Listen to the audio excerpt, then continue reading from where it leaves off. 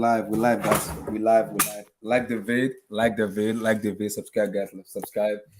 Is a UCL quarterfinal draws, some sweet ass draws, and some Europa League draws also. We're gonna talk about that. Like the vid, subscribe, guys, subscribe. Like the vid, subscribe. Oh my god, some tasty draws in the quarter and the semis. I've been dreaming for this draw for a very long time. Yeah, it happens. I'm so happy right now. So many stuff to talk about. Liverpool, Man City, there's God, though. But I won't say a word. Shut up. There's God, though. I won't say a word.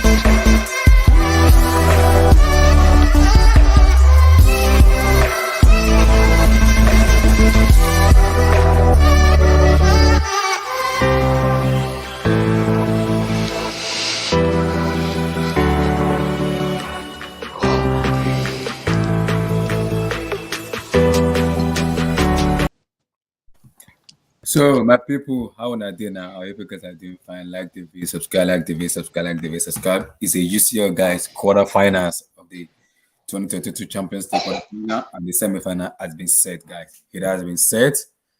It has been set. Let me pull it out. The quarterfinals has been set, guys. Like the damn vid, subscribe, guys. Smash that like button, guys. And let's go. So, Patrick. Yeah, what's up, man? How you doing? How you feeling? Firstly, how you feeling? You feeling okay? I'm feeling great, man. I'm feeling great. I can just see that some people the brown envelope was given very early, you know. Some people gave that envelope very fast. I'm not talking about Liverpool and Bayern, but you know those envelopes were given. But anyway, we're good, man. Thank God. I don't know how you're feeling yourself. I'm feeling very well. Very happy, very cool, very confident. So, looking at the draw now, give me your take on the UCL. Is that straight to me? Yep. What's it? Look, man. For me, like I was willing to take anybody. I wasn't going on Twitter tweeting that God please give us Villarreal because I know even Villarreal will give trouble. I wasn't tweeting that give us Benfica. Nobody is a mug. I even said it when I was doing a show with Carl. That nobody here has come here just for the sake of chance. Everybody here deserves to be here. And with the games they played, like Ajax was on fire, but Benfica put them in their place. Juventus we're looking like the favorites to go through, but Villarreal put them in their place. Madrid were looking like a weak team that PSG are gonna go through, but Madrid put them. So everybody here is tough.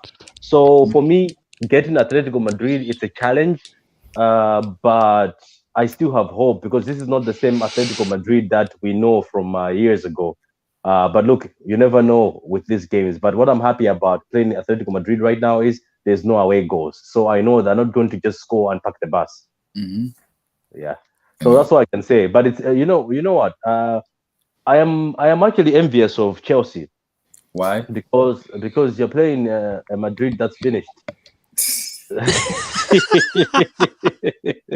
So you guys are through, man. You guys are through. You don't even have to show up. That. Stop. Yeah, I'm joking, man. Like, look, man, look. These are testy. They are very good. There's no tie here that's certain. You don't know who's going to go through. Different styles. Every team has got a different style. If you look at it, Benfica play different from Liverpool. You can see Villarreal play for a bit different from Bayern Munich. So everything is testy, man. All games are worth watching. Carl said something which I am thinking about now. UEFA has to start thinking of how to put all these games together. Maybe try put them in a way that everybody can watch. Do you get what I mean? Like in a way that we can watch. I can watch Madrid play you guys, and after that I can watch City, which will make an amazing. Because I hate this fact when games are played the same way. So, Carl, you were right when we were talking before that these games have to be distributed.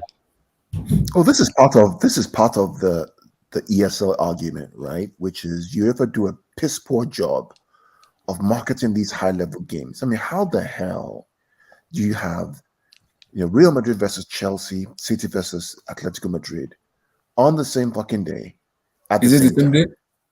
Yeah, Wait, at wait, the wait. same No, time, no, you guys right? play on Tuesday. We play on Wednesday.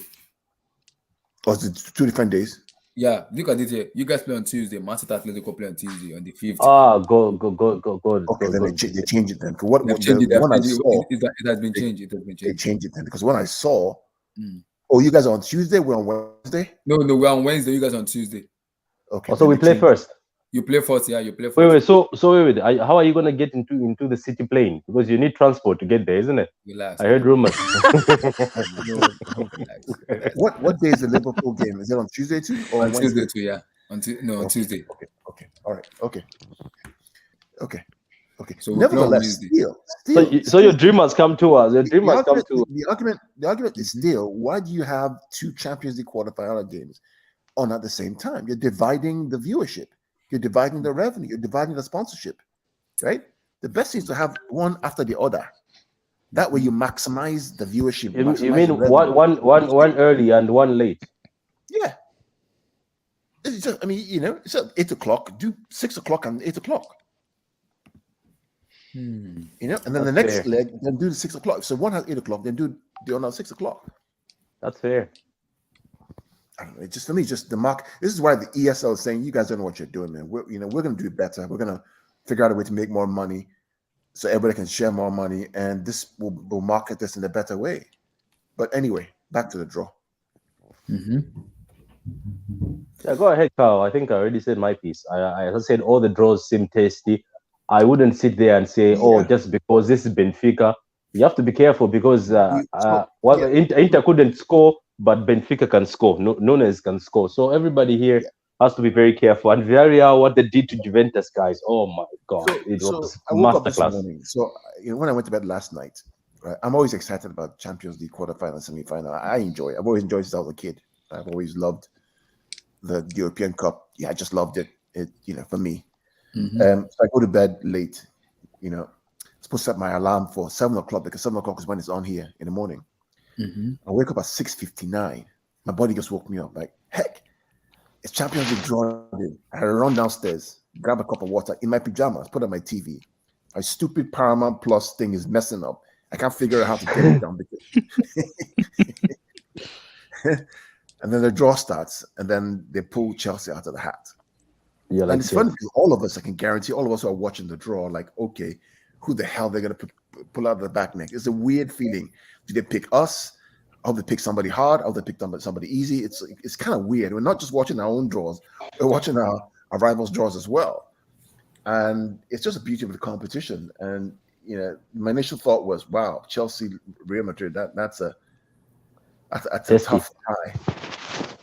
But at the same time, too, I think that Real Madrid want to look forward to playing Chelsea, frankly, because the younger players run harder, they work harder, they run faster.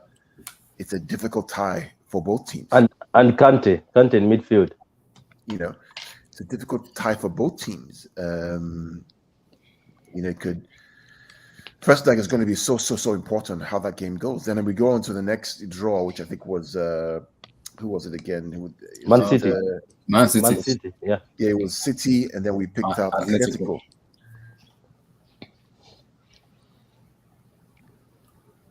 It's not a bad draw. No away goals. Against Atletico Madrid is not bad. They have to score. We have to score. I fancy our chances. And then I think the next one was Bayern Munich versus Villarreal. I'm like, what the hell? Why are they? What are they doing, man? Seriously, right? And I said it. I knew that what UEFA are going to do is bracket in the semi-final. The Villarreal, Bayern Munich, Liverpool, and Benfica bracket will be on that side. That's what they're going to do, and they're going to place the Chelsea, Real Madrid, City, and Atletico on the other side. I kind of set for that, and that's exactly what they did. So while the quarterfinal draws for Chelsea and City are harder, right? The Because semi-final everybody who draw, wins their face each other in the the semi-final draw for Liverpool or Bayern Munich is a killer. It's a killer. And also, Abdullahi, it's a killer because during that time again, the semi-final games, Liverpool have to play United, Everton, Tottenham, Southampton in the Premier League, and could potentially play in the semi-final of the FA Cup. And you have Bayern Munich twice. So you factor, and you're trying to chase down the City, who are 1 point ahead in the league. So when you factor all those things in, that is a massive undertaking. You know, I believe. Good How you answer, doing, bro? Yeah. Good. Anyway, that's what I have to say. Because if looking at that factor now, it's gonna be very, very difficult. Like wanna go find the UCL, the FA Cup, also wanna do well in the Champions League. So it's all about their mind, getting their mindset right. If not, they will lose so many. They will look so many. Their mindset will be kind of be divided, and it will cost them a lot of stuff. The only caveat is that April 10th is the day after the first leg of the Champions League. So let's say City winning right now at 4 points ahead. It again changes the calculus, right? City winning at 4 points ahead, the calculus changes because now, okay, they're 4 points ahead with 7 games to go or something like that. It becomes a much harder task, which means that they could switch their focus onto FA Cup and Champions League. But let's say they win against City. City are now maybe 2 points behind, right? Then they have to keep that momentum. They can't slip up because if they slip up, City are back on track again. Then they have to play those 4 games plus 2 Bayern games in that space of 2 or 3 weeks. Yeah, it's crazy. It is. It is. If you look at other draws, I think apart from the Chelsea, Madrid, Manchester City, Atletico, I think the other draws are pretty easy for me. Looking at it right now, like Liverpool, Benfica. Benfica. I don't know, Abdullah, because that Bayern Munich Villarreal, I watched Villarreal, man, and while we don't rate them, where are they right now in the league in Spain? They're like seventh. 5? They're seventh. But the way they played Juve, I mean, it was Juve couldn't smell anything. Yeah, they're a very difficult team to beat. Very difficult team to beat. So while yes, Bayern Munich should go through, it's not a foregone conclusion. And even Benfica, these guys are warriors. They don't just lie flat and just let everybody kind of trample over them like some English clubs would do against Liverpool. That they would twerk for them. but the problem is, can they keep Liverpool out? They may not be able to keep Liverpool out, but then but Liverpool too, can they keep Benfica out too? Remember, they know away goals. You have to score more than 1 goal. They should go through, but there's nothing. Where's the first leg? Where's the first leg? The first leg is in away. I think in Anfield. Is it in Anfield? The first leg is away. Well, Liverpool play away. The second leg is in Anfield. That's Liverpool. That's what I'm saying, Carl. It's very difficult because now they have an Anfield crowd around them in the second leg, which is a little. Didn't Inter Milan go to Anfield? What are we talking about here? I know, but the Anfield we're talking about, didn't Inter Milan go there? Yeah, they did. They went there now, 2 weeks ago now. What was the score? I know it was 1, yeah. It was who won? Inter Milan won, or was it Liverpool that won that game? No, Inter Milan. So what are we talking about here? When you went to Anfield, did you lose the game? No, we do 1-1. When City went to Anfield, did they lose the game? It was 2-2. That's what are we talking about here? Last year when we went to Anfield, what was the score? So are you saying that Anfield is not like before anymore? It's more like. Let's leave all those things. I beg. Let's leave all those things. If you don't score quick, the place becomes like a ghost town. Yeah. I digress. Inter is better than Benfica and Liverpool are the away. If Liverpool is the first leg, second leg won't matter. That's what the problem is, because the Benfica stadium too is that stadium is very difficult to beat someone there. Is it Stade Louis or whatever the name of the stadium is? Yeah, that stadium is like one of the most bizarre stadiums, like very difficult to go there and beat them because there are fans behind them, their crowd never stops chanting. So like so many stuff in the crowd. So many narratives. Yeah, so many stuff. So many stuff. But the issue about it is it's all about both of them taking their chances. As long as they take their chances, I think they should be fine. Whose mic is that? I think not mine. Didn't they beat They don't Barcelona have 3-0 in Who? Benfica? They Yeah, beat they did. Barcelona. Is it Barcelona? I think Yeah, yeah, 3-0. it's Barcelona. Yeah, it's Barcelona. They 3-0. beat Barcelona, yeah. Yeah, guys, I'm back. Is it 3-0 or 2-0? 3. I think it was 3. I'll check. Can you guys hear me? Yeah. Okay, I'm back, man. How you guys doing? We're good. Abdullah, how are you, man? We're good. We're good. I'm good. Abdullah, can I say something real quick? Mm-hmm. For my agenda, for all those that said Cho is better than Pulisic, I'm back. Oh. Can we not go there, please? Can we not go? Let's move on. Well, how did you feel, Abdullah, about your draw? That's because it's all about you, right? How did you feel about your draw? I feel so. For me, like I've been saying it, like people in social media, like people call us we fluke the UCL, right? I would, like I said, I wanted Liverpool. That is my dream. That is my dream. Abdullah, first of all, you have to understand that people that are saying we fluke. Abdullah, can you hear me? You have to understand that people that are saying we fluke UCL, they are mostly Arsenal fans or they're just blame haters. Why would anyone in their right state of mind say Chelsea flew the UCL? Come on. We see, we defeated the past champions of Spain. We defeated the present champions of Spain. We defeated the champions of Portugal. Then we beat the champions of all the teams we met were champions, right? Mm-hmm. All the teams we met were champions of their respective league at some point. Please, anybody know? It's just dumb. My own question is just like, who is on first? Because me, I'm confused. We're at home. Because they said UEFA said that they can't play the same year because of Atletico Madrid. So I don't understand because it's not making sense. We're at home first. Then we go to Santiago Bernabeu in the second leg. So we have to win first then. Damn. Yeah, we're gonna win first. Yeah. Damn, man, that's gonna be crazy. Mm-hmm. We're gonna win first. So, like, what But guy? let's caveat that there's no away goals. So that whole home away really is irrelevant after a while because with no away goals, it's halftime. Are you following me? It's halftime. So even if Madrid score a goal at Stamford Bridge, it's halftime. Yeah. Mm-hmm. So there's no away. It doesn't count. It doesn't count. Yeah. There's no away goals. It doesn't matter. There's no away goals. Mm-hmm. So teams that like to sit back. This is why I think it's going to force Chelsea, in my opinion, right? You guys to attack because you can't just sit back and score an away goal and come. You have to go for it. There's no waiting back. So attacking teams are going to have the advantage because now they're forced to go for it. Are you following me? You have to do that. Look at PSG versus Real Madrid. The first leg. Madrid sat back. They scored a goal. At Bernabeu, bam. It was basically open play.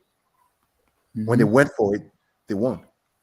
Yeah, but the problem with that is for me is we know PSG to be a butler. They are a choker of a team. So we need them to be a butler. So it's gonna be a massive difference because when you play Chelsea, it's all about like work to Chelsea. It's all about focus and determination about knowing what to do. So PSG and Chelsea are a little bit different in terms of their mentality as a club. We know PSG every year they bottle it.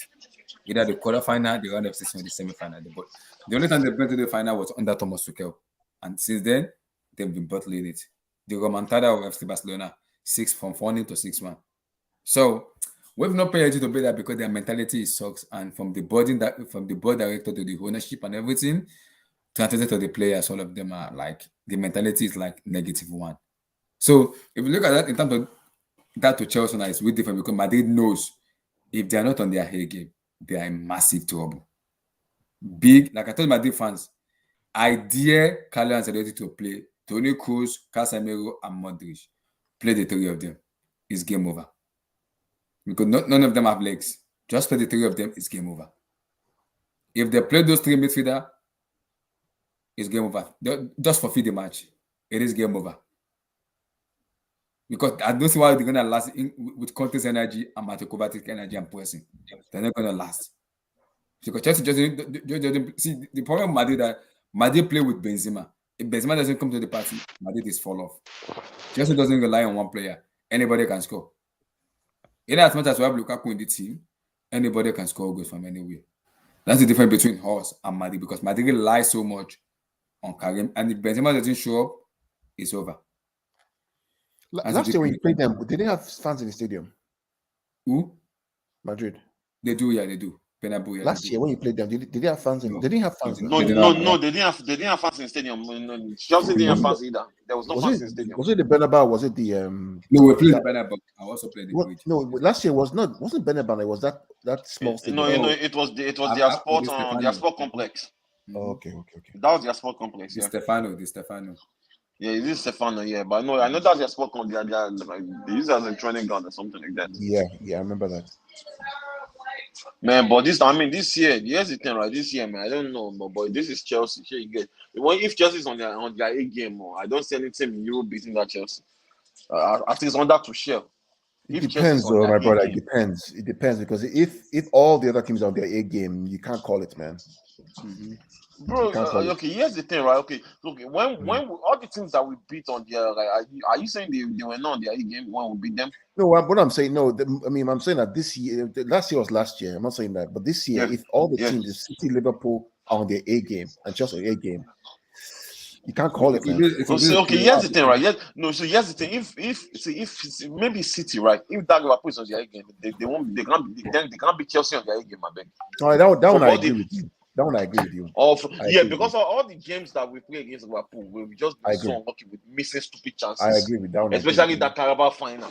You know the funny thing, let me add some facts for you on that case. Do you know that Liverpool have played City and Chelsea for 7 hours and not won? Mm-hmm. Wow. This season. Wow. 7 hours. So there's you are right. And put it this way, right? If I was to play a one-off game right now in the Champions League against Chelsea or Liverpool, which one would I pick? I'd rather pick Liverpool and pick Chelsea because of the way you guys play, right? Because which team do you go for? Which team do I support? Yeah, do you support? Yeah. Oh, I'm a City fan. I'm a City fan. Oh, City. Okay. Okay. But we talk football. Abdullah and we enjoy talking. Are you the guy I follow on Twitter? Like, is it Gondoria? Is that you?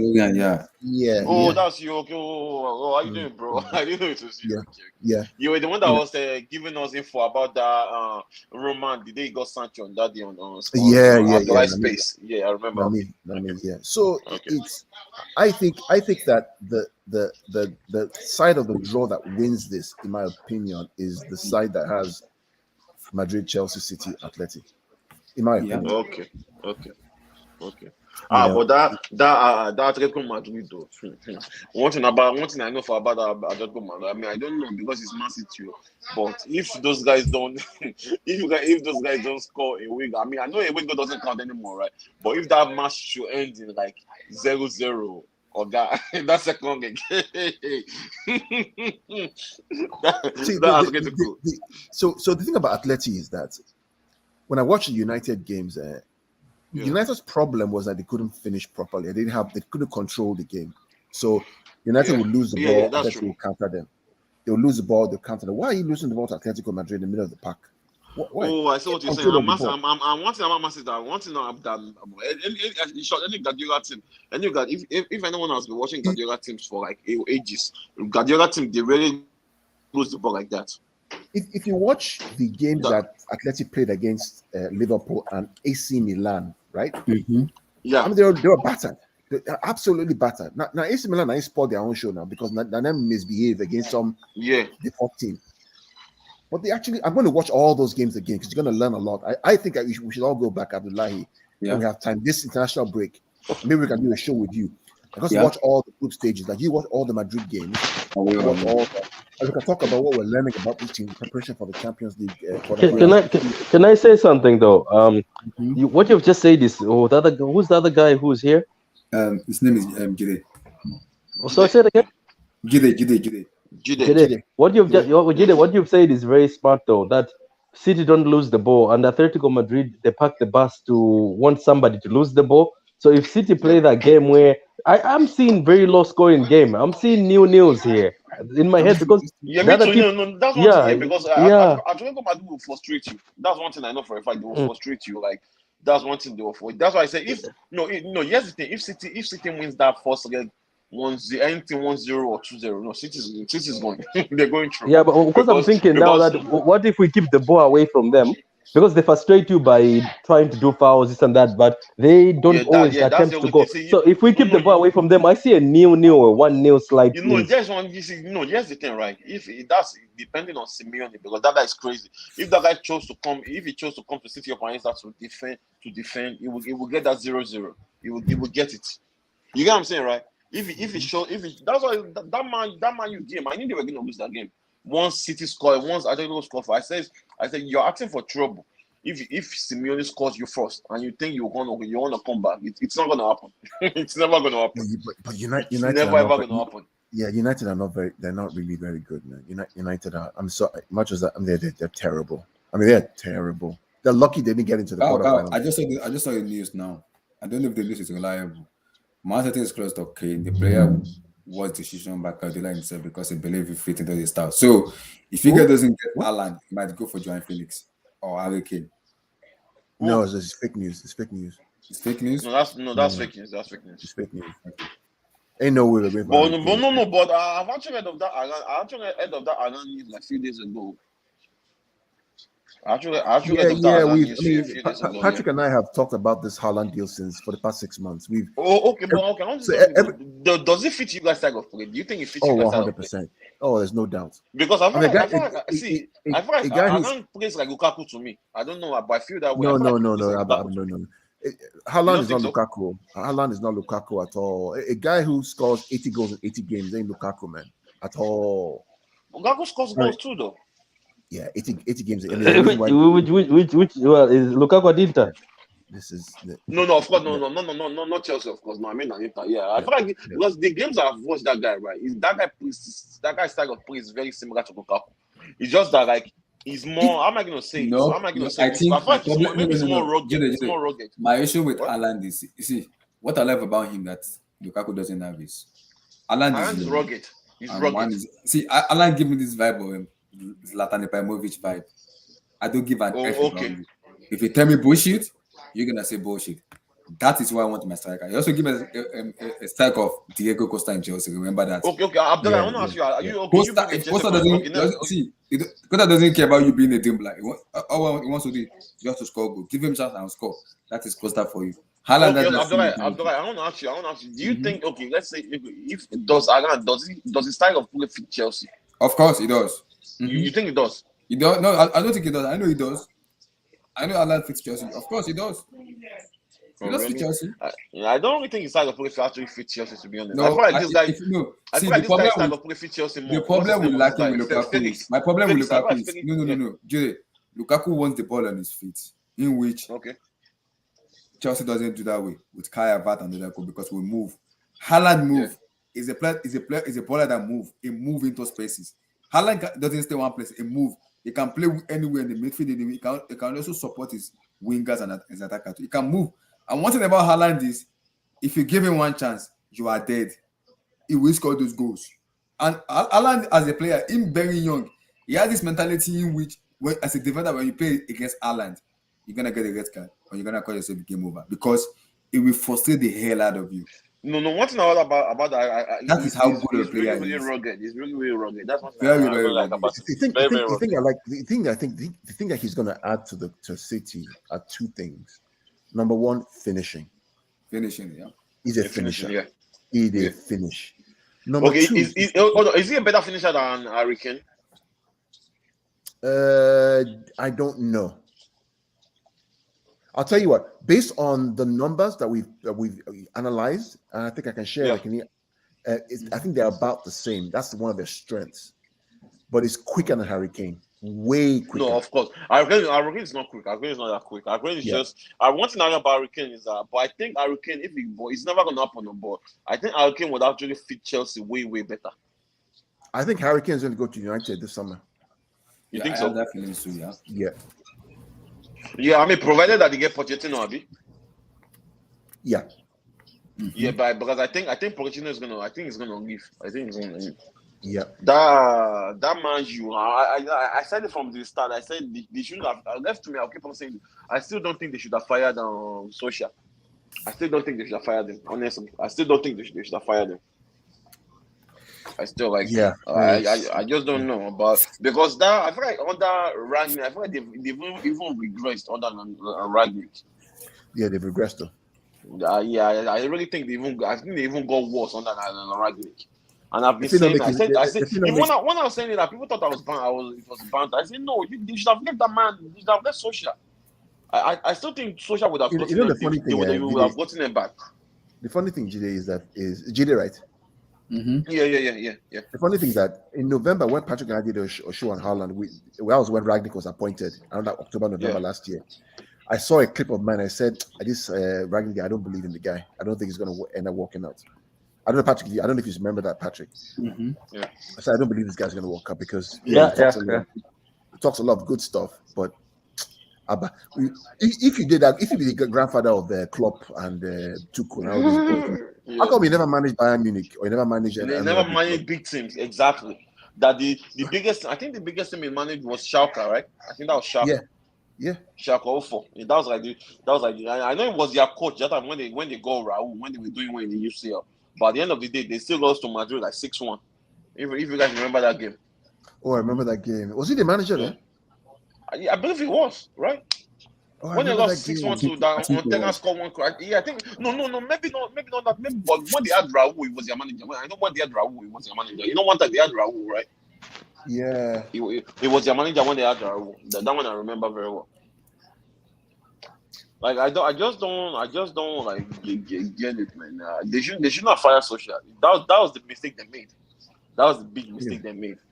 And they haven't they don't know anything yet because of the fact that I think they'll probably finish 6 to 7 and they'll probably have to go to that UEFA conference or whatever.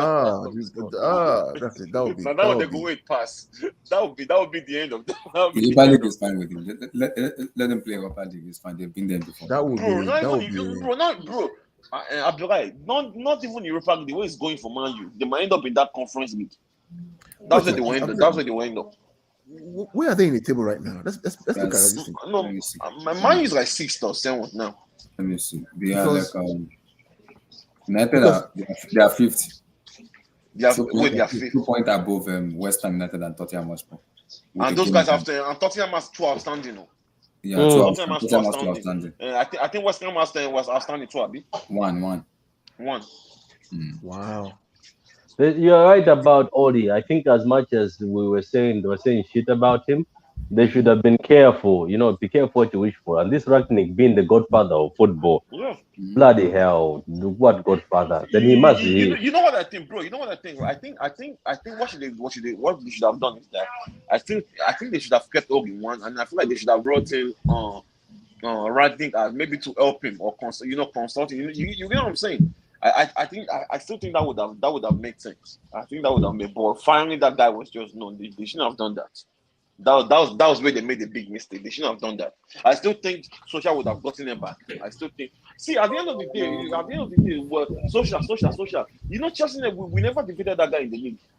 We never did. Chelsea even we struggled against him. Yeah, Chelsea really struggled. It was only in the FA Cup that Lampard beat him one time. It was only in the FA Cup in the league in like 6 games against. So I think he won like probably like 3 or 4, and we drew like 2. Right. So 3 times or something like that. Mm-hmm. That's true. That was where they made the mistake for their season. I knew their season wasn't going to go down because first of all, you're bringing in a coach that has he has experience, right? All these coaches, at the end of the day, like he might be an experienced coach, but I don't even think Ragnick is not a modern coach. All this Tuchel. His job is those are the modern coaches. Sporting director. His job is not to be a sporting director. Yeah. That's the job. What I don't understand. That's what I don't understand about him. So what do you guys think about that? I know we're talking about UCL, but what do you guys think about West Ham beating Sevilla? Sevilla, who are almost competing for the title. That was a good game. That was a very good game. That was a great game. That was an amazing game. Declan Rice is a baller, isn't it now? That's a baller, man. That's a that baller. boy is. But me, I just don't like because they're trying to get him to Real Madrid. If that guy if he likes himself, he should play stay in English football. If he likes himself, he should stay in English football. Yeah, but after these performances he's doing on the European stage, it's not gonna just be Premier League teams looking at him. Bro, that guy he's gonna move this summer. He's definitely gonna move this summer, and I think he's gonna go to Man U. I think Man U is gonna break the bank for him. Whoever they get back, because Man U right now, Man U needs a standing force so bad. You get what I'm saying, right? Yeah. They really need it. But hold on, but Declan Rice, is that guy really a 4? Is he a defensive midfielder? What's that guy? Somebody can make him. You can make him though. I mean, what I saw from the game against Sevilla was that he's ready for the big time. He's ready. What I saw, he's ready. He's ready. He's ready, man. Before I was skeptical about the guy, like, this guy, I'm not too sure. He plays in the 2. What I saw, kid is ready. That kid, Patrick, I would have that guy in our team. I think because he used to be a center back. I think you can make him hold alone. He can play both. Yeah, so you can make him hold alone. You can actually, if you're a good coach, you can make him hold alone. He can fit right in anywhere. Yeah, don't forget that even Rodri was holding with two people. Remember, Partey and Rodri, but that both ended up holding. In that game, Rice was so progressive with the ball. Yeah, he was so progressive. You know what's crazy, right? You know he wasn't like that before, right? He wasn't really progressive before, but that guy just, I think it was last season. That guy just, I don't know what that guy went. Maybe that guy went to study confidence himself. Now, Confidence. Yeah. The guy just came back and was like, yeah, this guy, because I know Chelsea fans have been talking about that guy even before they started saying, okay, maybe Chelsea's gonna go for him, right? Because they were like, man, you guys gotta keep an eye on Rice. Man, I started watching that guy. Man, that guy was moving with the ball. I was like, yo, this guy's improved. Whoever wants him has to be willing to drop 100. No, 150. No, 150. One time I say 150. But I know they'll probably negotiate for 150. But you can't get that guy anything below 100. Nah, you have to pay. You have to pay above 100 for that guy. Here's the thing. Will Chelsea go for him? That I don't really know. You might need midfielders because Jorginho and Kante are going towards the other side of 30. You know. Yeah. Mm-hmm. Yeah. Okay. Here's the thing, right? Here's the thing. If Chelsea is gonna go for Rice, then we have to probably sell one of Kante or Jorginho. That's the thing. One of them has to go. Yeah, one of them has to go. Yeah. So I don't see Chelsea going for him. I don't really see Chelsea going for him. Bobby, you never know with these new owners. Maybe if they ask Tuchel, maybe Tuchel wants to get because this guy's agent is already talking. Jorginho's agent is already talking about Juventus and stuff. If they don't renew, it's gonna they have offers already. Sure. Maybe if they sell Jorginho, right? Maybe they want to bring in Rice. Maybe that's the plan for them. Rice or this other guy. What's the that guy? Monaco. That guy too. Is that guy good? Tchouaméni is good. Yeah, it's good. Okay, hold on. Rice or that guy? Who's better? I think I'll go for Tchouaméni. Wouldn't you go for a player who plays in the Prem? Bro, I want to go for a player that plays in the PL, bro. Because the last time we did that, right, with Bakayoko, you see how we ended up with Bakayoko. And Jorginho just took him time to start firing. Even Jorginho was like, it wasn't. Even Jorginho was like. But I remember his first. My issue with Declan Rice is, you see, some proper Chelsea fans, I don't want to talk about them too much. And England, they disgust me. One thing about that, guys, Lord help me, Lord help us. No, here's the thing, right? Here's the thing.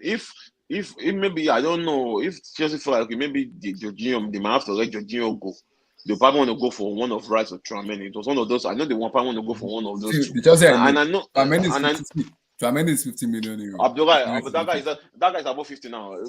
Monaco came out and said it's 50. It's 50. Bro, no, Monaco has already said 70 and above. No. Are you listening to me? Bro, Monaco has said 70 and above. No. Monaco has said 17 and above, Abdullah. They said something because they heard that Madrid is going to Madrid's trying to go for him too. Okay. Madrid's trying to go for him too. Madrid's trying to go for him too. So they already said 70 and above. So if you're down 70 and above, you're not going to sign that boy. So here's the thing, because that Bakayoko signing is really giving me the chills, because I was actually waiting for that guy. See how that guy flopped. So that's why I say it makes sense to, like, especially for a position like that, it makes sense to get someone like that. You get what I'm saying, Abi? It makes sense to get someone that actually knows about English football very well. But the problem with it is Declan, the amount of money Declan is going to be committing is going to be way too much. Abdullah, you see, here's the thing: if you want the best, you have to spend the money. If you want the best, bro, you have to spend the money. Yeah, but now we found out he's not all hype though. You can tell. My God, No, the boy is good. The boy is good. That's good. The problem is just the Chelsea part and overhyping. That's what I don't want. It's good. It's good. It's good. Declan is good. There's nobody better. There's not many in the Prem right now who you can go and pick. I can pick that guy from Brentford, the Nigerian guy. I like him. The defensive midfielder they have. Onyeka, yeah. Is it Onyeka? Onyeka is good too, but one thing about this big team is that they always want to go for the players that are very, very obvious. You understand? They always want to go for those players that are like extreme, like I am very shocked that Kessie refused Premier League teams to go to Barcelona. Oh yeah, man. That Barcelona, the way they are stacking, those bastards are stacking up their teams, man. I don't know what the promise is. Maybe there's a promise that when we are back, we will give you this money. You get my point? You guys, see, Patrick, let me explain something to you. There's some agents and some players that don't have a sense. Their brain is still in 1920 or 1980, and no serious player goes to Barcelona at this point in time who wants to compete in Europe. No serious player wants to do that. A club that's $2.2 billion in debt. What are you going to win? Europa League? Wait! Barcelona is $2.2 billion in debt. $2.2 billion in debt. Are you serious? Yeah. 2.2. Damn. $2.2 billion in debt. How did they incur all those in debt? Like, what the hell? I know they were in debt, but I didn't even know it was in the billions. I thought it was in millions. Wow. $2.2 billion in debt.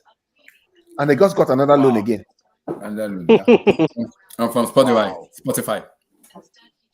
That's the thing. The Spotify deal is actually immaterial. It's just $235 million over 5 years, which is peanut. It's not really a big deal. What? Like what? $235 million over 5 years. $225 million over 5 years. It's not really a big deal. It's just noise. It's just stadium rights. That's cheap asses. Really, your shirt deal is much more than the naming right. So they gave Spotify the naming right, basically, right? Yeah. So it's Spotify New Camp now. That's what they're gonna call it. Okay. That's rubbish. No, but the sex is gonna be on that jersey too, so they've probably been getting money for that too. Yeah, that's part of the deal. $235 million for 5 years or something like that. Which is 235 for 5 years. Yeah. Oh God, that's not bad though. No, that's not bad though. 235 for 5 years.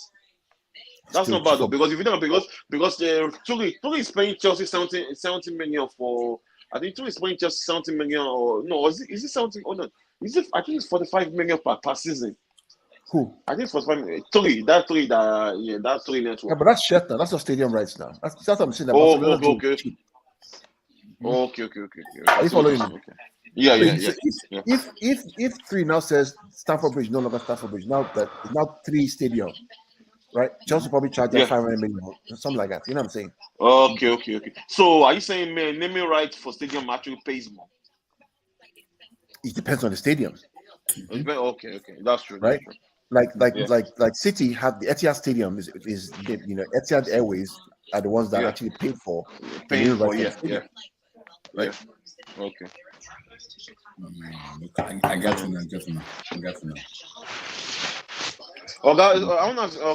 go back to the UCL.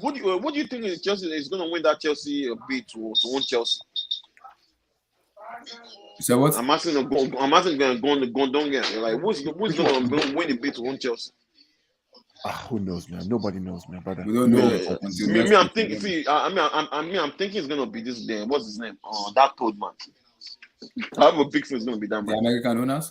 Yeah, I have a big feeling it's going to be that man. I mean, if I was to put money on an owner to buy, it's probably that guy I'll put money on. The third man, Abi. Yeah, that third world. Yeah, me too. The problem with it is, for me, that guy look like a passion merchant. That's what. No. I know. Funny enough. Dodgers fan actually said the man is actually a very, very good owner. They say he's actually a very, very good owner. But here's the thing, right? Because if you ask LA Rams fans too, they will tell you Kroenke is a very good owner. But can he share? But Kroenke obviously only likes American football. He doesn't really care about football. You get the way that but you get what I'm saying? That's actually a myth, though, because Arteta has gotten all the money that he wants. So everything that he wants, he's gotten. Yeah, that's because the fans actually came out there like to protest now. Yeah, That's but why they back them up. It's not. Please, what the fans want to do? If you want to say no, spend money, what the fans want to do? Nothing now. You must spend the money. That's true. Like next time protest from now to tomorrow. If you want to know spend money, Thomas Partey, what is it? Yeah, they spend money. They spend money. They spend the most money in the last transfer window.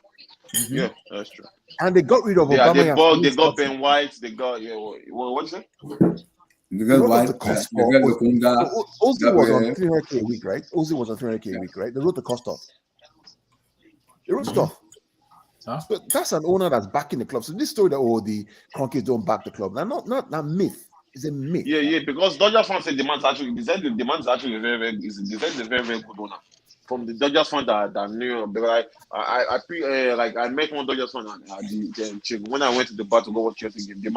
The guy said the man's actually is a very good owner. That he actually believes if he buys Chelsea, he's gonna deliver. He's going to deliver. But all Chelsea fans are like they actually saying, they want Saudi owner. But even that Saudi owner, I don't understand. Even that Saudi owner, like how sure are they? But that one I say is going to build a stadium. But I think they said, and so here's the thing. Here's the terms they give them. I think the terms they give them is that they have to like financially back Chelsea during the transfer window, and I think also like stadium too, and also the academy. And the academy, so I think the academy too, yeah.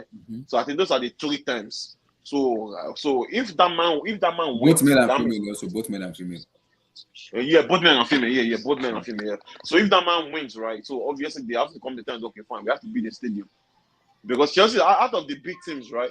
Out of all the teams, out of all the top teams in England, Chelsea has the smallest stadium, 45,000. Yeah. We have the smallest stadium, 45,000. Do you think the Saudi owner can eventually win this? Because people are saying they are trying to look out to, and they said they are just. See, Abdullah, see, from what I read, they said it's not about being the highest bidder. They say even though they want the money, but they say it's not about the bid. It's about the plan for the future of the club. So it's not about who has a vision more in terms of who has more vision. So even if you bid to 2 billion, right? And they see your vision is more clear. Like, all those people, they have to present the vision they have for the club and everything. And they feel okay, this one makes sense. Oh, this one makes sense. So even if you beat 3 billion, there's not sure you buy Chelsea. Yeah. Even if you beat 3 million. So we will not use my next week. What do you think about the Saudi owners? Your take on the Saudi owners? Are you asking me or you're asking Gondo? What do you think about the Saudi owners? Because people actually they are linked to Newcastle, and they are just a private company, not a government. The Saudi owners want to buy Chelsea. We'll find out very soon. The deadline has passed today now. 9 o'clock. Yeah, today's deadline. Yeah, to submit bids. Yeah, so 5 o'clock US time. Yeah, so we'll find out very, very soon. By Monday. I think we should know by next week actually. But I have a big feeling it's going to be that old man. It's going to be that old man. I think that old man for me look like a person or something. That's what I can see. Yeah, but Dodgers fans said they said the man is a smart owner. So I mean we'll see. But that Cubs owner, no. Even Chicago Cubs for the Chelsea fans, they are saying they don't want that man. They said the man is crazy, that they don't want him.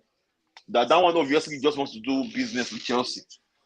That's what those kind of Chicago Cubs fans said. But see, that ricket. Saudi media is a private entity. It is confirmed. Yeah. Do you know? No, here's the thing, right? That's that Saudi media group. They're a private company, right? But the crown prince of that owns Newcastle, he only has a share in that company. I don't think he has a share. Newcastle is a government. No, he has a stake. He has a stake. They say he has a stake in the company. I read it. He has a stake in the company. No. So he doesn't have a stake in the company. He has a stake in one of the companies, basically. I don't think so, for me, based on what Nizen Kansala said, Design Cancela said it's a private company, not related to a government at all. So they don't even relate to any company. It's just a private country, private commodity who runs on himself as an owner. So yeah. It also depends on, like I said, it also depends on what Rene Group wants in terms of going forward. That Rene Group, yeah. Yeah, because that is what Roman trust. One Roman, and I think according to the Daily Mail, they said Roman and the Rene Group would make the decision about Chelsea going forward. The government will step back in terms of that aspect. Okay. We'll probably see by next week to see what's going to happen. No, for sure. By next week, we'll know the. Oh, and also, I actually read the news this one. They said John Terry and some other people. They said they're going to purchase 10% stake in Chelsea. Is it true? Fashion. No. But they said they're going to present 10% stake in Chelsea for 250 million. Baba, nothing like that. Baba. You don't think so? No. Okay. Why do I even think that this deal has already happened, sir? Everything we're just hearing is noise. I won't lie. And they also said that Nick Candy too. That Nick Candy too. They said that one is going to join one South Korean company. That one is just talking plenty too, you know. No, I think no. So here's the thing, right? I feel like those people. I feel like they are desperate. No, see, let me not lie to you. If you put a bid in for Chelsea, it actually does your reputation a big deal, right? Yeah. Because this is the biggest acquisition in sports history. According to what I'm hearing, 3.3 billion. I think we're looking at almost 3 billion pounds, right? It's huge. It's huge. So if you put your name forward, it shows a lot of these guys. You'll be surprised how Nick Candy if they run for mayor of London soon. Mm-hmm. So, I mean, give me your take on the UCL before we go to the takeover. The UCL draw? Everything? Yeah. I was excited than you because me and Victor have been going back and forth. Me and Madrid fans, next year they will be like, we'll see you 2 weeks time. I don't care about Madrid fans actually. But what I would say is this, right? Mm-hmm. This Chelsea Madrid match is different from the Chelsea Madrid that played last season. One, from a Chelsea perspective, Chelsea is without, will be without one of their 2 wing backs, that actually caused overloads for Madrid on the left and the right side. Also, Madrid has strengthened in defense, right? So it's no more Sergio Ramos. It's now Alaba and Militao. Those guys, Militao last year was just coming up through the ranks, right? This year he has solidified himself as a mainstay in that defense. It's going to be a very tight match. It's going to be interesting, but it's going to go to who manages the moments the most out of the 180 minutes. I know people say, man, I'll be moments guy, but on this Champions League quarterfinals, it's all about moments. It's not who play pass, it's who manages the time. I see Ancelotti playing, trying to bring us through the center. Like, I think he will not want to go to the wings, right? Because he knows in the wings, our wing backs, especially, he might target the left side of our defense. As that's where it's going. It would definitely target Alonso. No, Alonso is not starting. I think they're going to start Saul. Sir, you think so? Or Saul the guess? Yes, it's not going to be Alonso. I can guarantee you, unless Saul is not fit. But I see it's going to be a balanced game. Two tacticians. Ancelotti might not edge it this time. I won't lie. I see Chelsea playing like 3 different systems in the 2 legs, or 4 systems. We might start with our normal 3-4-3, change to 3-2-5, change to 3-3-3-1, change to 4-1-4-1. No. You see Tuchel, right? One thing I like a lot about him is that he's extremely flexible when it comes to formation. He's like extremely flexible, especially in cup competition. especially like in cup competitions. Thank you. Like that final, that final. On my mind, I was thinking, he was using a 3-4-3. That final against that Carabao Cup final. When I watched that game again, Pulisic was actually playing behind Havertz, and Mount was more of a midfielder, and I didn't even know. Even know. Yeah, in that Carabao Cup final, he switched to 3-3-3-1. Actually, he played like 3 systems in that game. So he also played back foot in the second half. Yeah, he switched to a back foot. So what about Tuchel is he'll always find a solution somehow. And even when he doesn't find a solution, he has experienced players on the field to tell him, hey, we are struggling here because they are pressing us here, right? And he'll find a solution for the team. Now, the team against the first leg is in London. Yeah. Chelsea needs to win that game in London and then take it to Madrid. Because if that game ends in a draw in London, it's Wahala. It's Wahala. I don't want that to Wahala. That happens. Hey, what did you say, Abdullah? He said that Wahala. Yeah, because Madrid are very good in Santiago Bernabeu. They're very good at it. With their fans around them. What we have to do just yeah, that's true. That their fans always ginger them. That their fans always ginger them.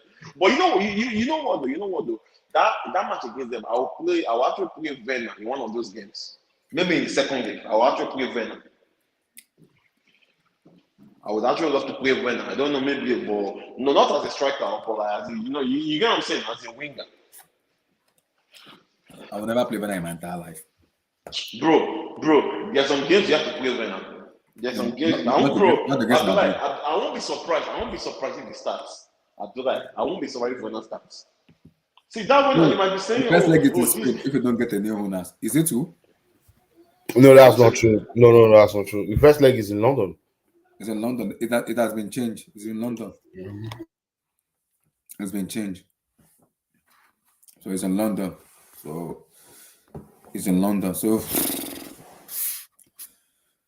for me though, I'm happy.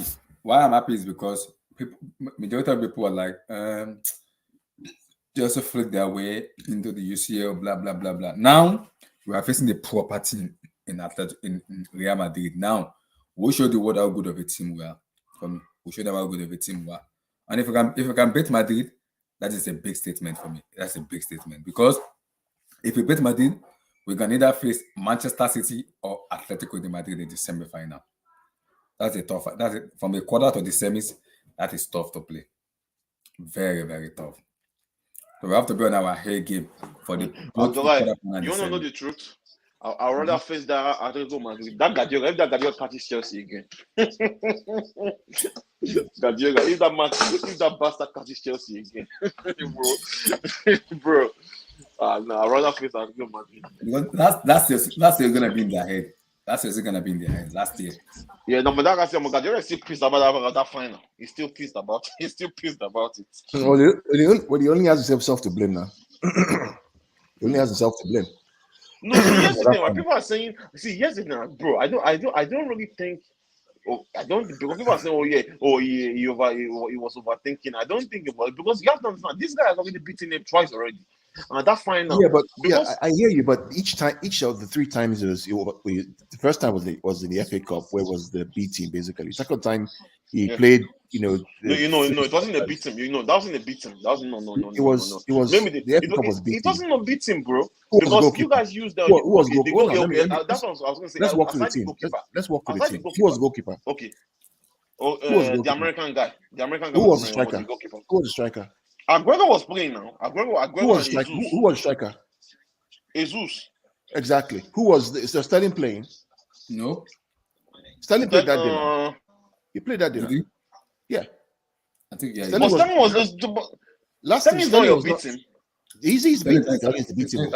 Clear beating. Sterling's form last season. Sterling didn't play any of the Champions League quarterfinal, semi-final games. He played the final. Man, Right? I don't know, bro, man. No defensive midfielder. You play Gundogan there because you're accommodating Sterling. Meanwhile, the team that got you to the final, the two players that got you to the final, right? Fernandinho, the captain, you drop him. Why? So he has himself to blame. Okay. Now- When we beat you, when we beat you guys at the Etihad, was that the B team too? Which one? The one that had Aguero that missed Panenka? Yeah. Yeah, Was it the full that was team? the Or B team. And you Was want it to the miss a full penalty? You want to miss a penalty? was it the full team? Yeah, that was the 14. Did De Bruyne play that game? He didn't No. play that game. What do you say? De Bruyne didn't Okay, play hold that game. on, bro.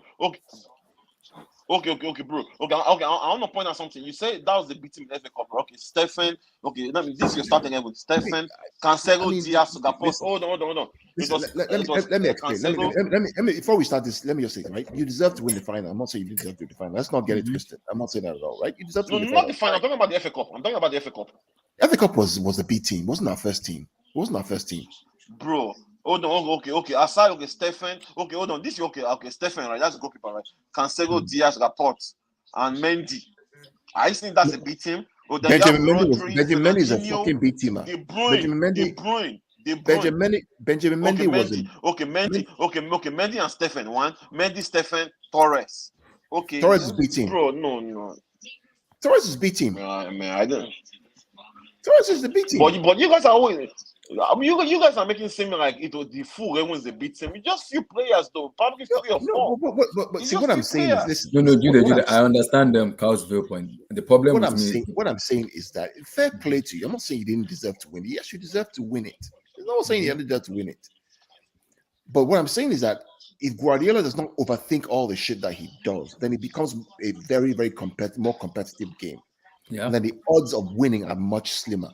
That's my point, right? This season, the games that he hasn't overthought things, where he's played his best team, he's won both of them, and he won them pretty comfortably. The same thing with Crystal Palace. You overthink too much. No, the Crystal Palace one wasn't worth it. They just wasteful. They're just wasteful. They were wasteful against Palace. They were They're just wasteful. What's that game? Bernardo Silva, one-on-one with the keeper. Bernardo's a one-dribble keeper. Why you want to play? Shoot the ball now. For what? Laporte, ball comes off the post. Just use your head. You're trying to kick the ball into the net. Just finish the goal now. They're wasteful. So, I mean, in a one-off game, Chelsea are a team that you want to, you want to stay avoid. In a two-legged tie, it's a little more balanced, where it now becomes okay. How do the team show up on those two games? It's tough. You can't call any of these games because it's right now where we are. It's difficult. Yeah, it is difficult. It's very difficult. No. Man City, would you say Man City has really, really dropped from? No. No, I mean, the thing about City is that we just need to take our chances. That's it. Just take your chances. Just take the chances. Stop fucking around the whole place. Because hold on. You guys were giving Liverpool with almost 7 or 8 points, right? 13 points. Oh, there was 13, but they had 2 games in hand, so it's technically was 6. It's back to 1 now, which it's fair. Damn. But so I'm not worried because I still think you guys will win that league. I've always said that. My own perspective. That's why I'm kind of chill. Is that to expect City when we drop points to Southampton, right? Everybody was shouting. Yeah. I'm like, are you guys smoking crack? Do you expect this team to get 102 points? It's not possible. When we drop points to Crystal Palace, if you're one on our games 99 points, are you saying that we're going to win 99 points this season? It's not going to happen. Even now, Seth, we're still going to drop points. Because 97 points is almost very hard to get. Yeah. And Liverpool will drop points. They will drop points, yeah. Of course they will. They can't go on beating for the whole entire. I think 95 points is what's going to win it. It's what's going to win. I still think Man City is going to win it. Actually, I just don't see Liverpool winning that league. I don't know. The only problem I have, the only fear I have, the only problem I have is this problem. I said to Man City fans for the past 1 week, at the back of my mind, there's this voice, and the voice is telling me that, hey, guy, say since 1999, 22 years or 23 years, no Premier League team has won the Champions League and the Premier League in the same year. Yeah. Same year, yeah. So, guy, just prepare your mind. Because unless something exceptional happens, right, something is going to have to give. Are you following me? I mean, no offense, bro, but I still don't.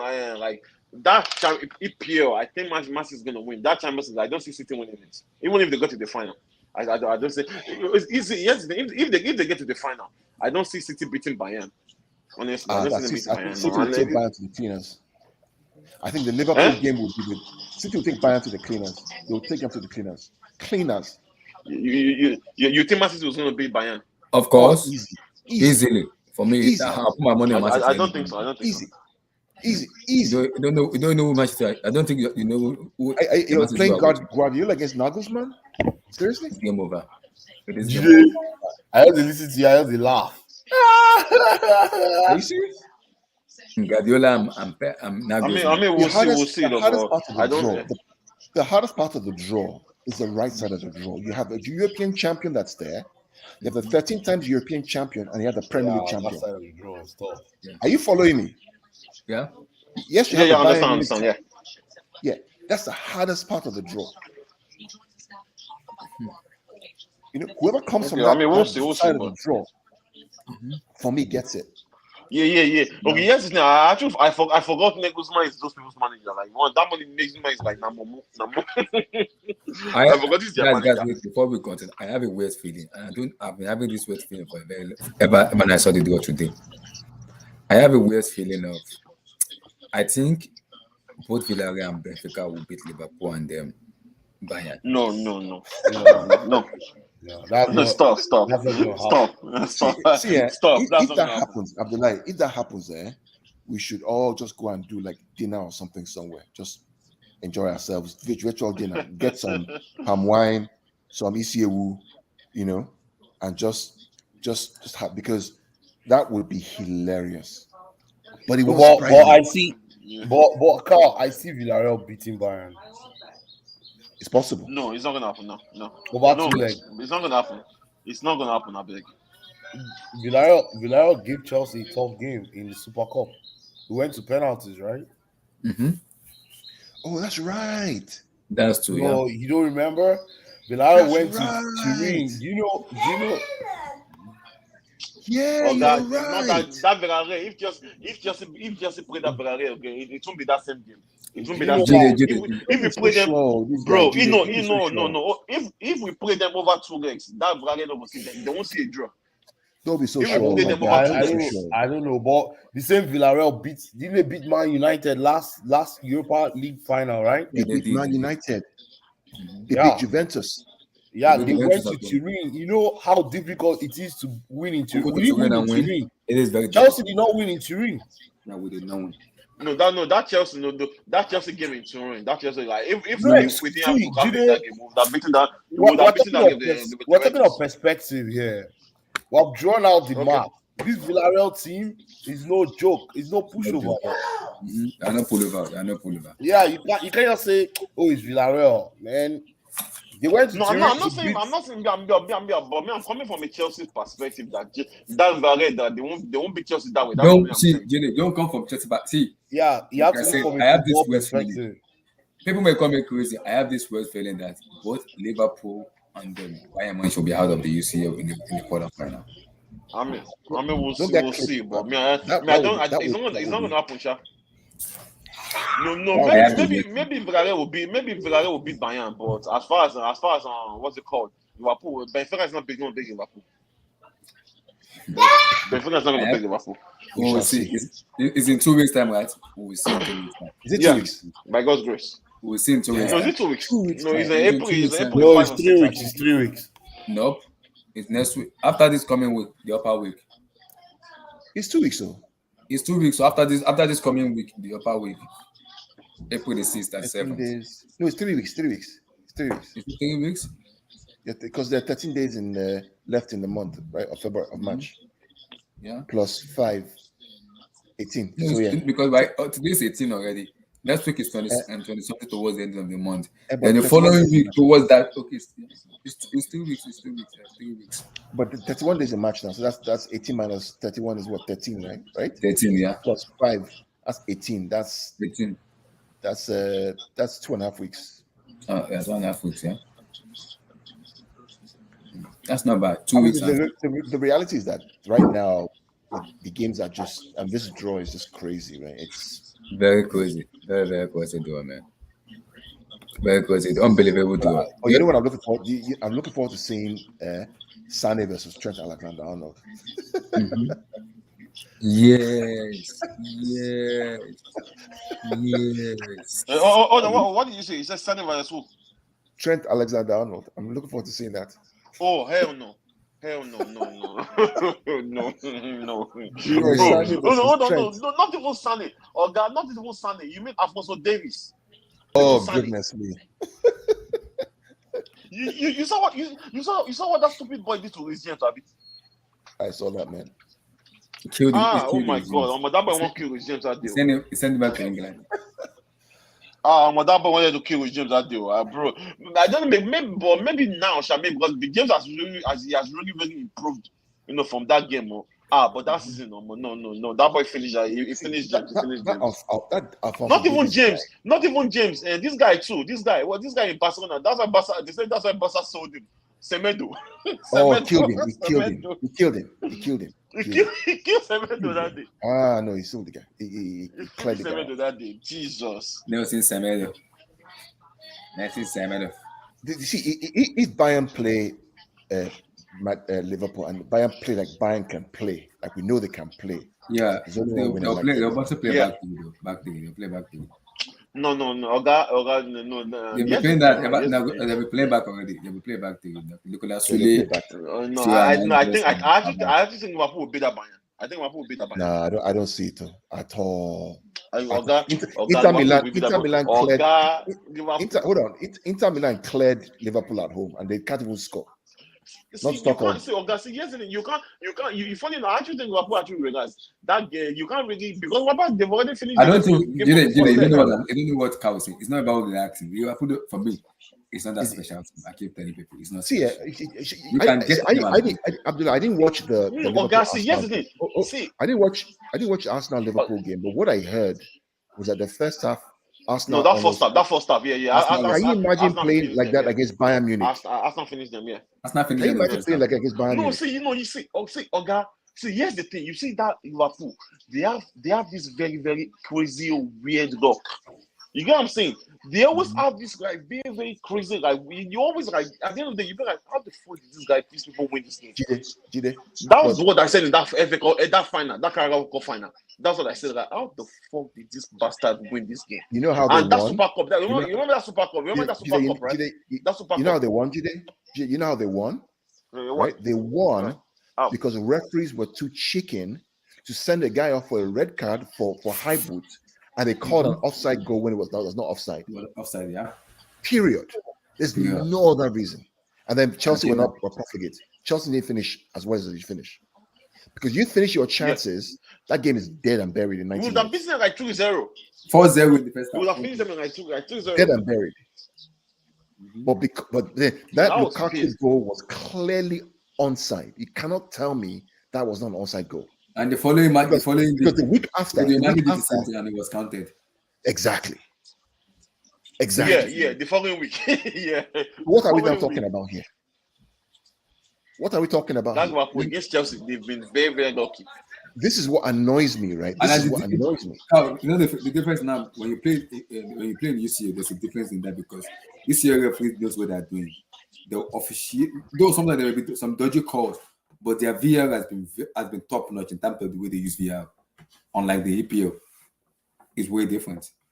Because if it was Chelsea Liverpool in the final, I can guarantee you, Keita is getting sent off because VR will call the referee to check. No. Those Lukaku offside will stand. Abdullah, do you even know what's even more annoying? Some people really believe that was 50-50. That was the annoying one. That was the annoying. They said it was 50-50. I said, first of all, this guy went for the ball. What's his name? Chagoba was going for the ball. Keita was not going for the ball. I don't care what anybody says. Like, bro, man, no, that's Liverpool. They've always had that crazy dog. And I said, one day your dog is going to run out. Look at Baka. Look at Baka. Is that not Baka? You know when Baka was doing all that rubbish that time? Look at Baka now. Look at them now. Man, you took and Man, you. You know, Oga Gondo. You remember that time when he's a man, you always say 9 minutes. I'll be like, do you know how many games under Ferguson? Do you know how many games man you won during the 9 minutes? Do you know how many games? I can't count. You know how many games man you did that at one point they started calling it Fergie time. They only call it Fergie time. Yeah. So, bro, so fucking annoying. So annoying. Like I'm like, bro, man, that shit is crazy. It is. You know, that's funny. You know, back here, Fergie time. They actually coined the name Fergie time. Can you imagine that? Because everybody Fergie knows time. now. Everybody knows. Gondo. Do you remember how this that Man U Man City game, that 4-3 game, 4-3 that Owen scored in 9 minutes? Yeah. I was still in Nigeria that game, bro. Yeah, that game was crazy. it was crazy. I remember. As if I knew Man U was going to score in 9 minutes. 9 minutes. That Owen scored in 9 minutes. I know what they do. I think referee gave them like 4 minutes. They went to almost like 6 minutes. I know what they do now. I said, I said that's why you guys are suffering right now because of everything you and Baka, everything you've done in the past, that you've cheated teams, everything. That's what's affecting you guys now. I said that's you know what will be interesting. What is going to be interesting is that after tomorrow's FA Cup games, the draw is going to happen. When is the draw for the semi-final? Semi-final. It should be tomorrow. I think it's always going to. It's always like after Sunday. Games. Yes, on Sundays after the games. Yeah. That's going to throw another spanner in the works as well, because that is also going to introduce another variable into the whole Champions League. So Chelsea play. Okay, the first match is. Hold on. What variable are you talking about? Because now you're gonna, let's say it's Chelsea versus Liverpool or City versus Chelsea now, and it's around that Champions League quarterfinal, semi-final again, with the league still there. Yeah. It just creates another game that you have to play, against a rival. Oh, yeah. I see what you're saying. Like I talk about the fact that I saw Man City features now. Yeah, I think is it Man City? Yeah, man. You guys play Atletico first, Liverpool, then Atletico again, right? No, they play Atletico, Burnley, Atletico, Liverpool. We played Burnley, Atletico. Oh, really? Yeah, Burnley, Atletico, Liverpool, Atletico, yeah. Oh, that's what I'm saying. Liverpool is in the middle now. That's all. So between the I'm talking about the semi-final of the FA Cup, which is going to be in April, right? Late April. Oh, okay. So if you look at, for example, Liverpool's games in April after the playoffs, they have to play United, Tottenham, Everton, and I think Wolves. Then you throw in 2 Bayern games, and you throw in a Chelsea game or a City game, an FA Cup. It just Manchester is going to win that game. The only thing that can help them is if they lose the FA Cup, then if they lose out of the FA Cup, that's easier for them. It will make them focus. But knowing Klopp, I won't be surprised if that bastard loses. They want to go to the FA Cup. Klopp. No, I actually wanted to go through. And play either Everton or us or you, because then it changes the whole dynamic around them. Now with Klopp now rest players, that's what the problem is. We need now rest players or not. Because if you keep playing the same players a week in Africa, they will get injured and they'll imagine this, Abdullah. Imagine that Liverpool have to play United, Tottenham, Everton, I think Villa also, and then they have to play Bayern twice and also play City again in space of 3 weeks. That's going to be tough. Yeah. Right. Yeah, something has to give. Something has to give. Exactly. Because the body is not a machine. Exactly. So eventually they'll get tired. That's why I'm kind of calm, because I'm like, this race is going to be lots of twists and turns. Just watch what's going to happen. I know. I know. That's when I say I know, I'm not sure, because I thought City to be more clinical than that Liverpool team.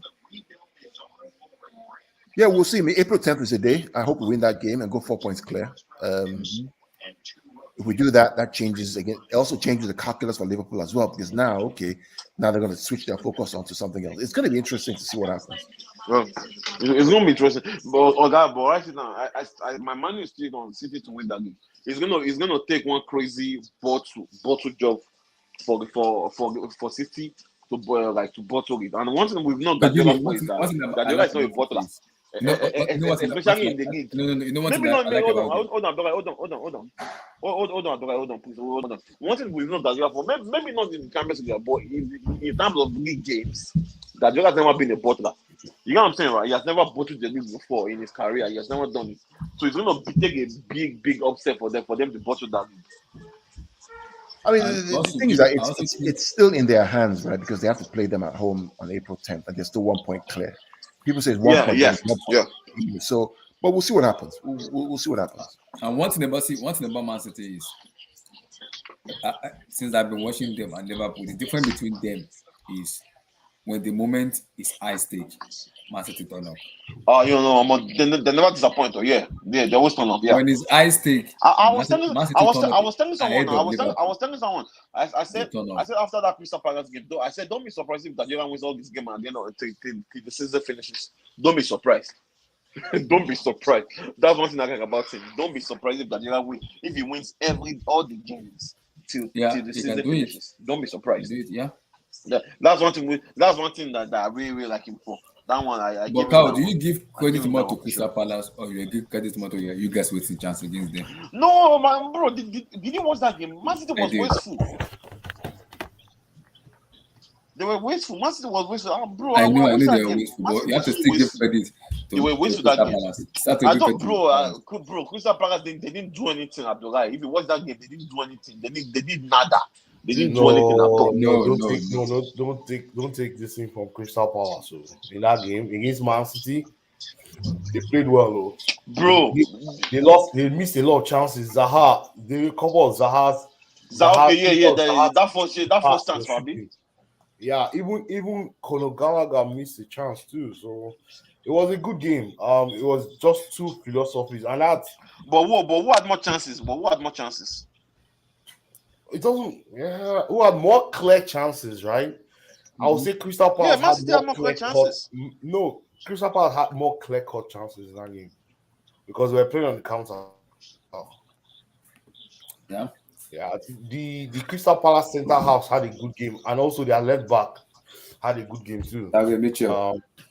I'm hearing that left back now, his stock has gone up. Mm-hmm. David Mitchell, and see, you have to give credit to Patrick Vieira. He's doing a wonderful job. Oh, Vieira is doing a fantastic job. I'll not be surprised if they finish next season. Yeah. You know the funny thing about that game was I wasn't really mad. It's kind of because it's a black manager and he's a coach, right? I also coach as well. There's something that like okay, if we don't win, it's not a disaster because I want this guy to do well. Yeah, are you following me? Yeah. So I was like, I like Vieira. I wish he was more progressive. Sometimes he is progressive. He is. It's just that when he plays against a team that is better than his team, he plays a different style. Yeah. But when he plays, like when they played Aston Villa or when they played West Ham, he attacked them. We will see him this weekend with Everton. We will see him. So, they're playing Everton, FA Cup, Everton and Crystal Palace. Yeah. Oh, jeez. And they play together. Everton. No, Rampart. See, I keep telling you that Rampart. No. Rampart is like he's an idiot. He shouldn't have taken that Everton job. I don't know why. I still don't know why he took it. Why would he take it? Everton is a big club. Big club. Bro, no. Hold on. I'm not saying because Everton, obvious Everton, but I mean at the start of that predicament of the relegation. Because now if they go down, it's gonna be on his head. Everton not going down, my guy. Everton might not go down, but they might not get 40 points. See, if Everton not go down, Frank don't succeed. Frank don't succeed. But Frank should not hold what you say? Because if Burnley and Watford start winning games, if those guys win 3 games in a row, the problem is Burnley's next game is against City and Watford's against Liverpool and City. So we know the likelihood of getting points there is very limited. Meanwhile, Watford they should. Do you guys think Everton is going to stay up? Yes. I don't think so. Yes. It's going to be. It's a little dicey because I don't see him winning up to 2 games in the remaining 10 fixtures that they have. Because did you see the fixtures Everton has? That's what I'm They won saying. yesterday. They won Do you see yesterday the now. features Everton has Yeah, though? they won because of that record now. I'm sorry, they won. Sorry, not because No, of the no, record. no, no, no. Everton got it right. Wait, Everton got it right. wait. Hold on. I think they won yesterday because yes, they were playing at home, and they actually had that bite. They had a lot of passion.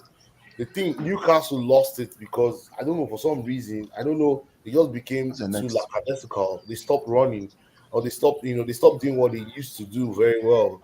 And I think Newcastle, they're missing a couple Overconfidence. of players too. And no excuse, Sha. Everton played very well. They were the No, better no, team in no. the night. What I think, They no, won. what I think is that what I think is I think Newcastle. I think they became after Everton got the red. I think they got so complacent, thinking they were going to kill the Here's a game off. fixture. Here are the fixtures for Everton, right? Everton's next Premier League game is against Watford. So that's the 6-pointer right No, there. Watford or West Ham. Watford. I thought the Watford game Let me was bring it. Let me bring it. Watford next game. Then they play Palace. Okay, what about Everton? Sorry, they have West Ham. Sorry, I These are apologize. match. These are matches. West so, Ham, they follow. Burnley, I know they postponed the United, Watford. Leicester, Everton, Liverpool. Easy. You're right, to Emmy. I'm telling you No, now, something that we spent. We you spent mean an Everton? You hour mean Everton? analyzing I told you Everton Everton features. on this channel. Everton features are crazy. I don't see Easy. them Features are winning. crazy. I don't That's see what I'm them saying. How winning does this three. survive this? How? They cannot win two. So I see them beat Watford, which I think is going to be like a championship playoff final, right? Because Sure. whoever wins or whoever loses is going down. Whoever wins is staying up, right? So maybe that's why that fixture is postponed. But you see the other fixtures, I don't see them winning up to two That's what I'm games. saying. Because when I said, bro, that's why I said you shouldn't have taken that job. That was exactly why I said you should have taken that job. Leicester, Because I feel like if Liverpool, you have checked the features very well, Everton. because those features are Leicester, bro, Liverpool, those are that's what I'm saying. He has Chelsea too. He has Chelsea. He Wait, has wait. Chelsea. They play Difficult they one. play Leicester See, City that was twice. why I Wait, said guys, you shouldn't have taken that they job. play Leicester twice. They play them twice. Leicester here. What's going on? Scroll up. Yeah, twice. You're right, twice. Oh, They play them twice. Why? maybe they postponed one, right? From the first half of the season. They are owing. I think they've only played 27 matches, right? I think that's probably one of the games that is outstanding. Okay, so they postponed this one to May the 7th. Mm-hmm. Oh, okay. Wow. I think they get tough matches. Oh, hey. Yeah, I don't see him winning up to 3 games in this run. It's going to be difficult. But most of the good thing is that most of his Burnley's games, run. Burnley. he still has Crystal Palace to play. Let me see Burnley. Apart from you guys, I think they're playing you guys. They play you guys. What's their run? What's their own run? Their run is very. It's not that. Burnley is 21 points. Burnley play you guys. Everton. They play Norwich, West Ham, Southampton, Wolves, They'll Watford, get points. Aston Villa, Tottenham, and the Newcastle.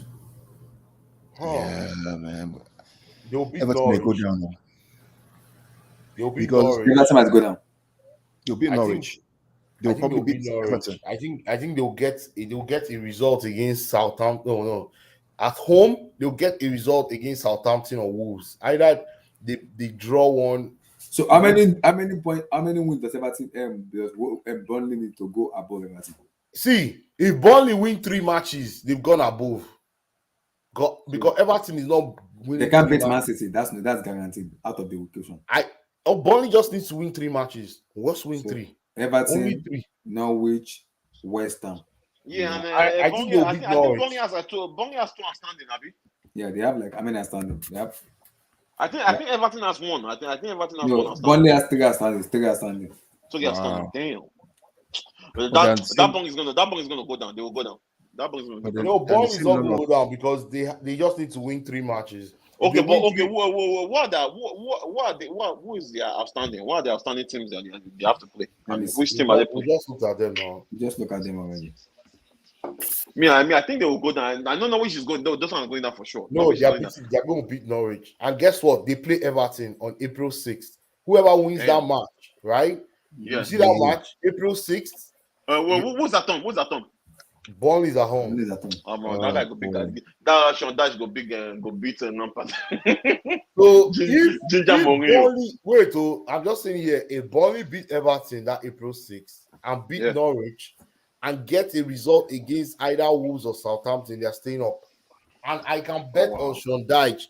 He has done this before. He will. He knows what to do. Yeah. He knows how to survive relegation. That guy has been. He has survived relegation. Don't you know what they call him? Ginger Mourinho. Ginger Mourinho. So it's Lampard. I don't know what he's going to do. Yeah, that's Agassi. That was why I said he shouldn't have taken that job. When I saw their features, I was like, this guy said, I said, this guy is setting himself up.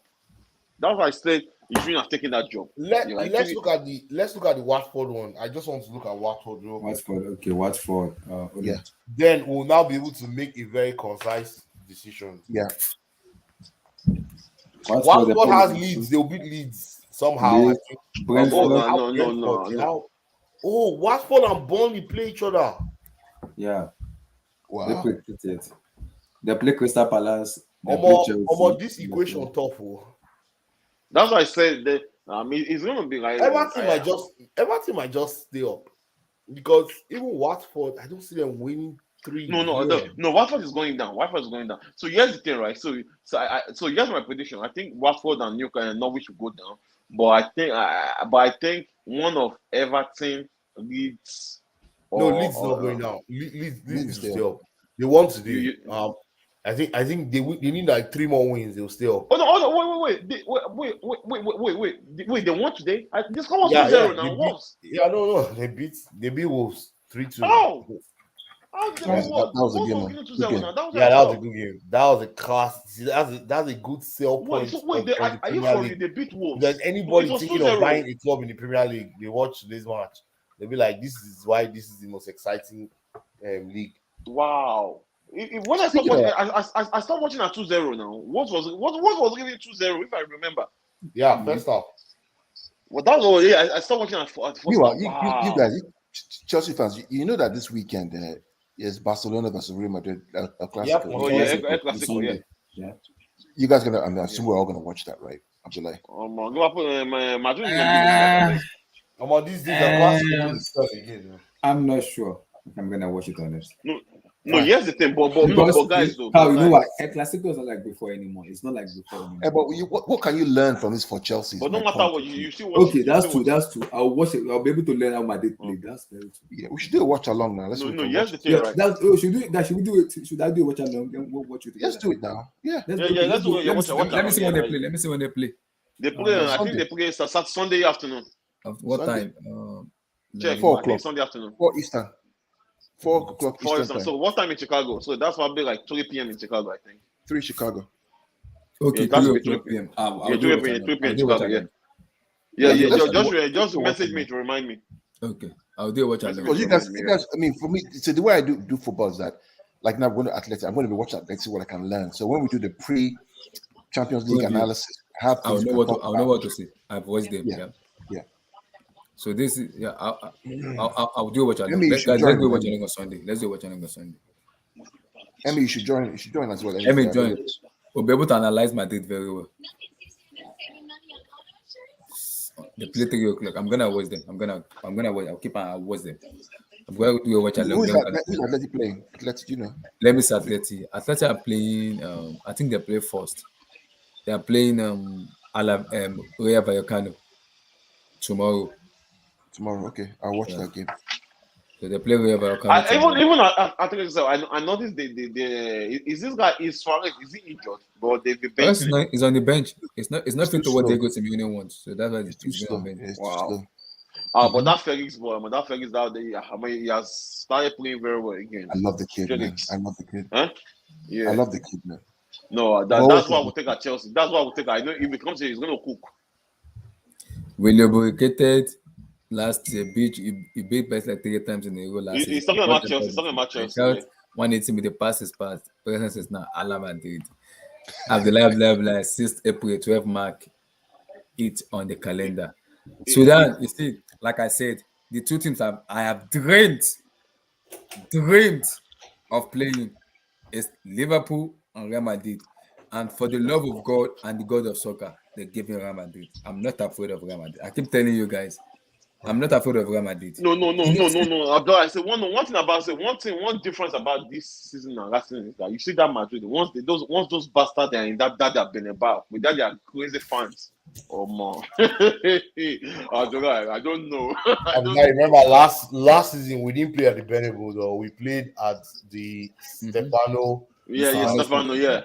Man. Stefano, That their fans. Stadium, right? That their fans is their 12. That's their 12 man. That their fans is their 12 man, bro. See, regardless of regardless of it being a 12 man or not, when you see if you want to beat a football team, you beat them at their cap and show them how good of a team you are. They will respect you. That's one thing about Madrid is that you see Madrid the way you see how Ajax beat them that season, right? Yeah. You know that how I them Ziyech, Tadic, and what's his name of that Brazilian guy? David Neres. How they beat them like that year? Like if we're gonna play like that and shock them because Madrid fans they didn't see it coming. They didn't see that much coming at all. Now so that they came out. They're gonna beat Ajax. This that. I must see how it happened. We are coming for our crown. We want our trophy back. What is this? That's Sudan guy is gonna be fine. We'll see. See that the first match is at the bridge. That's it. That first match is. Hold on. I tell that guy to go watch Chelsea versus Juventus. Juventus fans the same one down to see how they end the top 4-0. That's what I say. If Chelsea is on their A game at Stamford Bridge, we can finish that tie before that second game. Exactly. If Chelsea is on their A game against that Madrid, that's first leg, You know the funny thing is, I actually think that even if Chelsea draw 1-1 at the bridge, I think you win away at Bernabeu. You think so? Yeah, I actually think so. One thing about Chelsea, you see that Chelsea, that's classic Chelsea, bro. That against that Juventus. That was the only downside is just that we don't have Chilwell anymore. That's just the downside. But that game we had Chilwell. That was the game we got injured. That was the game Chilwell got injured. That's just the downside. Just that Alonso. That's just the downside about Chelsea. If that Chelsea is on their A game, all that way. We lost 3 times. 3 games. Abdullah, don't be surprised. And this season too, we only lost 4 games too. What are you telling me? Abdullah, don't be surprised. Say that man, say Chio, this guy go enter. Chico, he go they play with them Casemiro. We haven't lost. Don't play Loftus-Cheek against Madrid. I beg you, don't play him, bro. No. See, they said that against Juventus. See how we played against Juventus. No, Loftus-Cheek come out this guy for inside box 18. What's the Bonucci? Where Bonucci go sit down for ground? I beg. See, anyway, it's just few weeks from now. May God protect us. You got to play. In my opinion, if you're going to play, you have to play Kante, Kovacic. No, of course, no. That match. Here's the thing, right? I think he will probably want to go for Jorginho. I think we'll go for Jorginho. Kante. But that second leg, I won't be surprised if he uses that formation that he used there. Like, he probably want to use 3 of them. Yeah. I'll be surprised if he uses 3 of them. The only problem is that if you play 3 defensive midfielders, then it stifles your progression up front. That's the only problem. Yeah, that's the thing. But here's the thing: if Chelsea wins that first leg 2-0, Madrid forget them. So Dan, thank you for saying this. As a fan, it makes me laugh because, like I said, I dare Carlo Ancelotti. I repeat myself. I double dare. I triple dare. I quadruple dare. First of all, Chelsea will not use Alonso. I dare him to play Luka Modric, Casemiro, and Cruz. It's game over. No. Abdullah. He's not going to do that. But you know what he's going to do, right? Let me tell you what he's going to do, right? He's going to play. Watch that PSG second half, right? He's going to bring on Camavinga. Camavinga, yeah. That's the only person I fear. Because that's the only person I fear that midfield. What Camavinga gives them is energy in that middle of the field. The guy they run, we played against Camavinga before, so we know him. We played against Camavinga when we beat him. He rents, yeah. Last season, right? Yeah, steady. Yeah. So maybe Modric, Camavinga, and Casemiro. I'm not afraid. Who's this Sudan guy? The guy keeps running his mouth. He's a Madrid fan. Tell him to calm down. Right? It's just few weeks from now. Tell him to calm down. It's not be fine. But tell the guy, say, see, if Chelsea win that first leg 2-0, may you forget them. I don't know, but you guys should not of course, nobody Not overdo it. No, Just I'm relax. not overthinking. No, I'm just I think we should just take it easy because Take it easy. Yeah. all the players are going on international break. You don't know the form they're going to be when they come back. And they only have 1 weekend to play, and then they face each other in the Champions League. So that is correct. A lot of people could be injured. A lot could be injured, right? Yeah, And you know, think about it, Emmy. This guy's injured already now. He's injured already now. The thing about it, Emmy, is the fact that this international break is not like friendlies for some club. It's serious for like Mane and Salah. Like Portuguese, Portugal is going through their qualifiers for the World Cup. Yeah, for the World Cup. Bernardo Silva, all those guys are going to play serious competition. They're not going on a break. The same for the Italians. Jorginho is going to be playing very serious competitive World Cup qualifiers. So you cannot say these people are just going to go and relax on the beach. No, you don't know how anybody's going to be when they come back. That weekend. And guess what? They only have that weekend, and they play. They all start traveling for Tuesday and Wednesday Champions. So it's not guaranteed. So Emmy Abdullah, what can we? I know you're going to do this, but this next 2 weeks there's some big games coming up. Nigeria, Ghana. Egypt, I'll do what channel for that. Italy, I beg. I'll do what channel for that for sure. I'll do what channel. Hold on, you guys know in the out, right? You guys know in the MK is not here. Guys, do you know? I'm a little bit scared. You know what I'm scared? Do you guys know in the out? Hold on, Jude. Hold on. I'm a little bit scared. You know why? I've seen the Ghana squad. I'm worried. Have you seen the Ghana squad? I've seen the Ghana squad. There's Carlos Martino is there. Tariq Lamptey is there. No, it's not true. That's not the real one. I'm serious. Tariq Lamptey, that's not the real one. That's not the real one. That's not the real one. It's not possible. That's not the real one. No, it's not the real one. Oh. They can't just call them like that now. Hold on. I see question. No, you know how long hold on. I saw that. Hold on. Me too. I saw it. Do you know how long it took before Chelsea even got and before Nigeria even got this guy? Ademola Lookman. We've been on that guy's. So if Ghana want to apply for them, those two guys, they will probably have to wait almost 1 or 2 years. They can call Tariq Lamptey actually, because Lamptey has not played for the senior team, right? Oh yeah, that's true. They can call Lamptey. Lamptey is qualified to play for Ghana. Yeah, but Hudson-Odoi cannot play for Ghana until November because his last cap was November of 2019. He has to play. He has to stay 3 years without representing, the new country. So it's that list is. So you know what? Ghana is not releasing their list until next week. Until next week, yeah. So they are not releasing their list until next week. They are using all kinds of tactics to kind of throw the Nigerian team off. But guess what? Nigeria knows they send anybody. Those boys are hungry and angry, man. Yeah. The way they're going to my own is just that.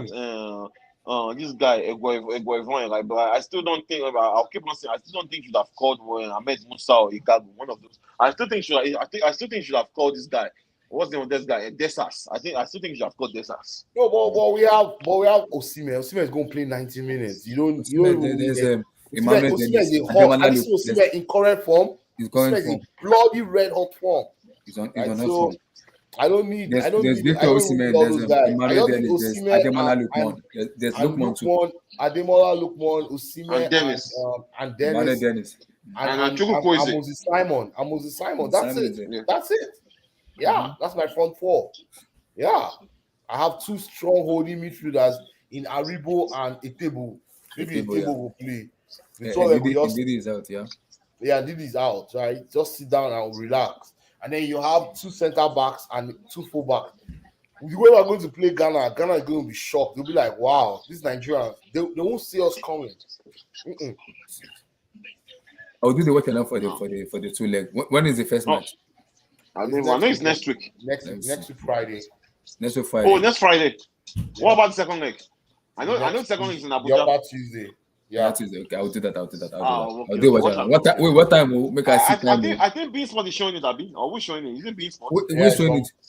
It's on Beansport. No, Beansport or ESPN. Most likely Beansport. Is it Beansport or ESPN? I think Oh maybe. no! I don't know. I think it's ESPN. ESPN is showing a World Cup qualifier for Nigeria. I think it's ESPN. I think it's ESPN because ESPN. anything work it has World to Cup do with qualifier. FIFA World Cup. Well, it's always ESPN. ESPN, okay. So Yeah, it's gonna be very interesting because there are a lot of games. There's Portugal also playing their own. There's Italy playing their own too. There's remember Egypt and Senegal are playing. Yeah. There's a lot of very good games. I think Morocco is Oh playing. guys, Congo. ESPN is showing it. I just checked now. ESPN is showing it. So You that's hear what I really- said? Yeah. ESPN is showing it. Yeah. That's fine. I have ESPN. So I want to talk to Carl about the Atletico Man yeah, City talk to game. him. How? See, you see that Atletico Man City game? It's going to be very interesting. I don't know how Pep doesn't overthink. If Pep just venture overthink. 2:30 p.m. Damn. Where is the first leg, Carl? I think the first leg is in. It's in Etihad. It's in Etihad. Oh, the first leg is in Etihad. And the second leg is in Wanda Metropolitano. Yeah. This guy will come into a compact boss. He'll play draw. But that'll be undoing. So you see, here's the thing, right? Here's the thing. If Guardiola It's next wins week that Friday. game, if Guardiola wins that game, right, that first leg, like that second leg, you should forget it. Wait. I have a question. So this game is next week Friday, and Ghana has not released their official list to FIFA. Yeah. No, that's wrong. That's not possible. That's not right. That's not possible. Maybe they probably did. No, let me see. They've not. They have not released Sorry, it. I was on a call, They've not guys. Sorry, Emmy had a Ghana question. have not released that. They have not released it. Though. No, I was asking about this Man City Atletico game, and you guys are playing at home first, and we all know what Diego Simeone does when he plays away. He always passes the balls. You know the funny thing about this? Do you think you guys wrap it up in the first leg and then just go to the second leg? So here's what I think, right? I think Simeone is good when he's playing the second leg away, right? So think about these guys are calling me back again. And that was how he beat Bayern Munich. Hold on a sec. Hold on.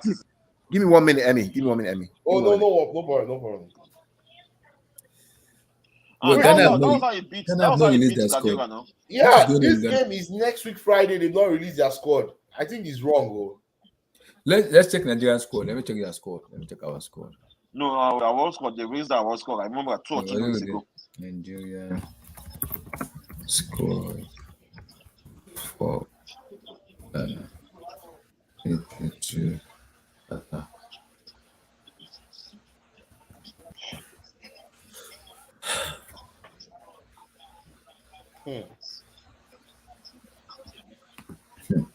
Nigeria scored the. Let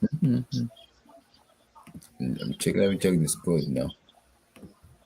I'm checking the squad now. So announced. I'm sorry, I'm back. Sorry, man. I'm not vexed. I had a call. Okay, so the squad now this is our squad. Hey, real quick, let me get the answer. So he always likes to play the second leg away, which is what he's done when he beat Liverpool, when he beat United this season, for example. I think where this helps us is the fact that there's no away goals. So it's a team that can actually, it changes the dynamic. Now he has to be progressive. He has no choice. You can't score 1 goal and over 180 minutes and expect that you're not going to score, because City will find a way out in 3 hours of football. So he has to come out, which is why I'm kind of happy. Because if it were the second leg and it was away goals, then it's complicated, much more complicated. So we'll see.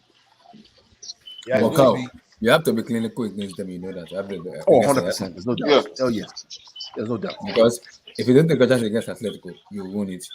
You will get it. 100%. I agree with you. And I've said it before. When they get to this stage, they are a weird thing where you don't want to face them now. You don't want to face them at all. I actually don't mind facing them. If you watch the games against Liverpool, Liverpool battered them, destroyed them completely because they just couldn't keep up with the pace. But you know one thing about Atletico and what Diego Simeone is still in them is I don't care about what the other opposition is doing. I think that they don't score us. That's it. That's what Diego Simeone is telling them. That works when you don't have runners, right? People who can run you. When Chelsea played them last year, you guys ran them to the ground. Yeah, When but this time Liverpool around played they them, have Felix and the other guys who can run. So yeah, they they have can't run. They runners in can't the run. team. They can't run like Premier That's League what's teams. Suarez in the bench. He has runners in his team. They can't run like Premier League teams. That's what happened last year. Yeah, You that's guys true. ran them ragged.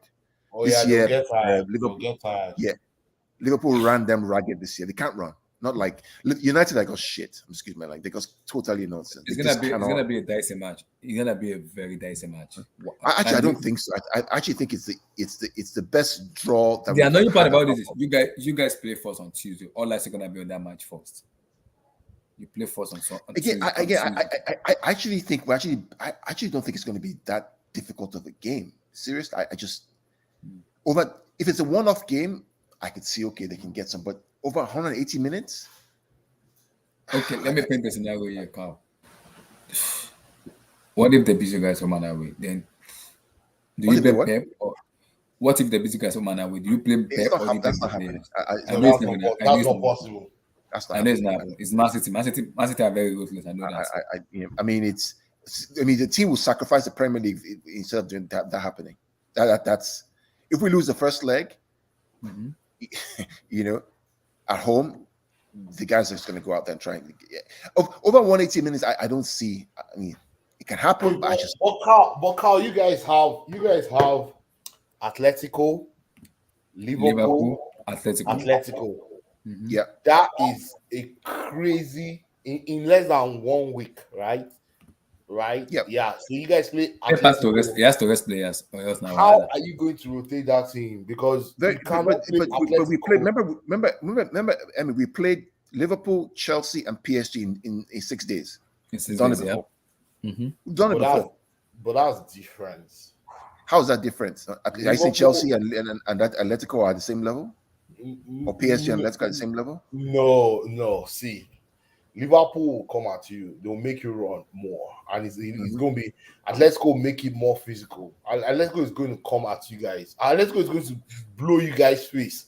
Atletico is looking at teams that they just be kicking you guys, nibbling. You know all those kind of stupid fouls. They'll just be trying to frustrate you guys, make you guys go off your game rhythm. The key then is that after the Burnley game, you have to beat Atletico 3 or something at home. Kill the game at home. Don't even give them the whiff of the chance. When we play them at home in the first leg, just finish the game there. So that the second leg now becomes academic, if you would. Yeah. Right? Yeah. So you play Atletico all your might in that first leg, right? Yeah, kill off the game. I just over 2 legs, I just don't see how they get through. Yeah, I don't see them scoring more goals than you guys. That would be scary. That would be incredible. Even against United, right? If United were clinical in their game away and the game at home, I mean, it shouldn't be. United didn't have the legs. They didn't have the legs. They didn't have the technique. And against City, even this guy knows. If you watch the second leg, right, against United, he rested a lot of players. Correa didn't play. This guy didn't play. Carrasco didn't play. Thomas Lemar didn't play. He only played workers. He only played players that could, that were physical, that could work. He didn't play.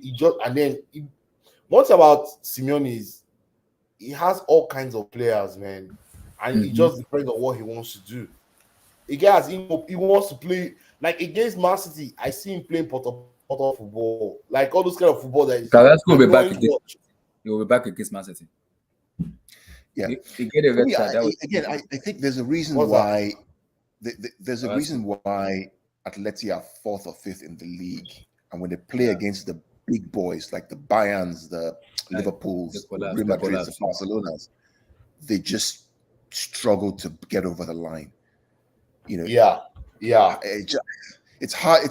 It can happen. Of course, they can win. I don't know, but it's football. Anything can happen, right? But over 3 hours of football, I would put my money on City.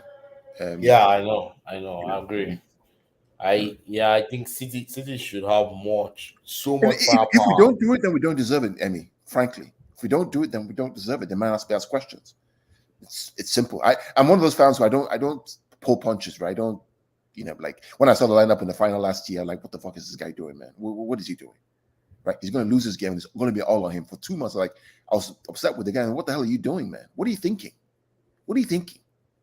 What do you think? I mean, what's the effect on the players when they come out when the captain is not there? The captain who was there for PSG and for Dortmund is not there. What do you think? How are they going to think? And you play a Sterling who hasn't played in the quarter and the semifinals, and you trust him and he flops. How does that change the mentality of the players on the field? They're going to point the fingers at you, which is why I was very happy when he did his press conference last month and he said, it was my fault. I made a mistake. I didn't prepare well enough, quote unquote. So we'll kind of let it slide, but hopefully he doesn't make a stupid mistake again this time around when he plays Atletico. But we'll see. I hope he doesn't overthink it because he's looking at that league game against Liverpool the weekend, that same week. And well, that's why he has a big squad. I think, I think he'll just, he can shuffle, can shuffle his midfield and his attack line, and play the same back four. Trent's injured. Trent's injured, right? Yeah, Trent is injured. He's injured. Yeah, he's out. His hamstring, right? He'll be back to the second leg at least. Second leg, yeah. They don't need him for Benfica. Yeah, then for City, Milner or that guy's going to play. Foden's going to have a field day again. Joe Gomez. Foden's going to have a field day again, like he did at that leg. No, they might play someone else there. James Milner, or Joe, or what's this guy? This England guy. What's his name? You play Joe Gomez. Joe Gomez, yeah. Yeah, but that's going to stifle their attacking down that side. Those crosses that they pulled in. Yeah, exactly. It will change the way they play. They might go a little bit more defending, but no, they have to win. They can't not win that game. They have to win that game. Yeah. Where do you guys play right after the international break? Burnley. Oh, at the Etihad or away? Burnley away. Away. That's another very slippery slope. I actually think that game's actually good because it's going to prep you for Atleti. Yeah. You know what I mean? Yeah. Because, I hope you guys don't come out of it with injuries, though. I mean, anybody can get injured at any time, right? I mean, I know, right? Look at James and Chilwell, right? I mean, it's just, it's crazy. Look at Trent Alexander-Arnold. See, what's his name? Patrick Bamford today. Just stretched to get the ball. The funny thing about injuries, Emmy, is the fact that whenever a person is injured and you come back from injury, there's always a likelihood they're going to injure again because a part of your body that you've been trying to get healed is another part of your body that haven't been working out as well. So there's that imbalance that you have in your body, and when you stretch like that, you shouldn't have stretched like that. You're right. So Emmy, it's over now. Today is the final, everything. You think on the takeover. It's final. Today is the big final. The takeover. Now, looking to next week now. Who are you likely scenario taking over? Because the report said April the 2nd is gonna be the day we're gonna see the new owners at home against Brentford. Oh, is that what he said? Yeah, April the 2nd. That's against Brentford at home. We're gonna see the new owners on stand. They will be on stand in that day. There won't be any stand in that day. April the 2nd. That everything. See now, the paperwork documentation will be worked out during this international break to work out everything and to get them prepared for after the international break. Everything will be ready.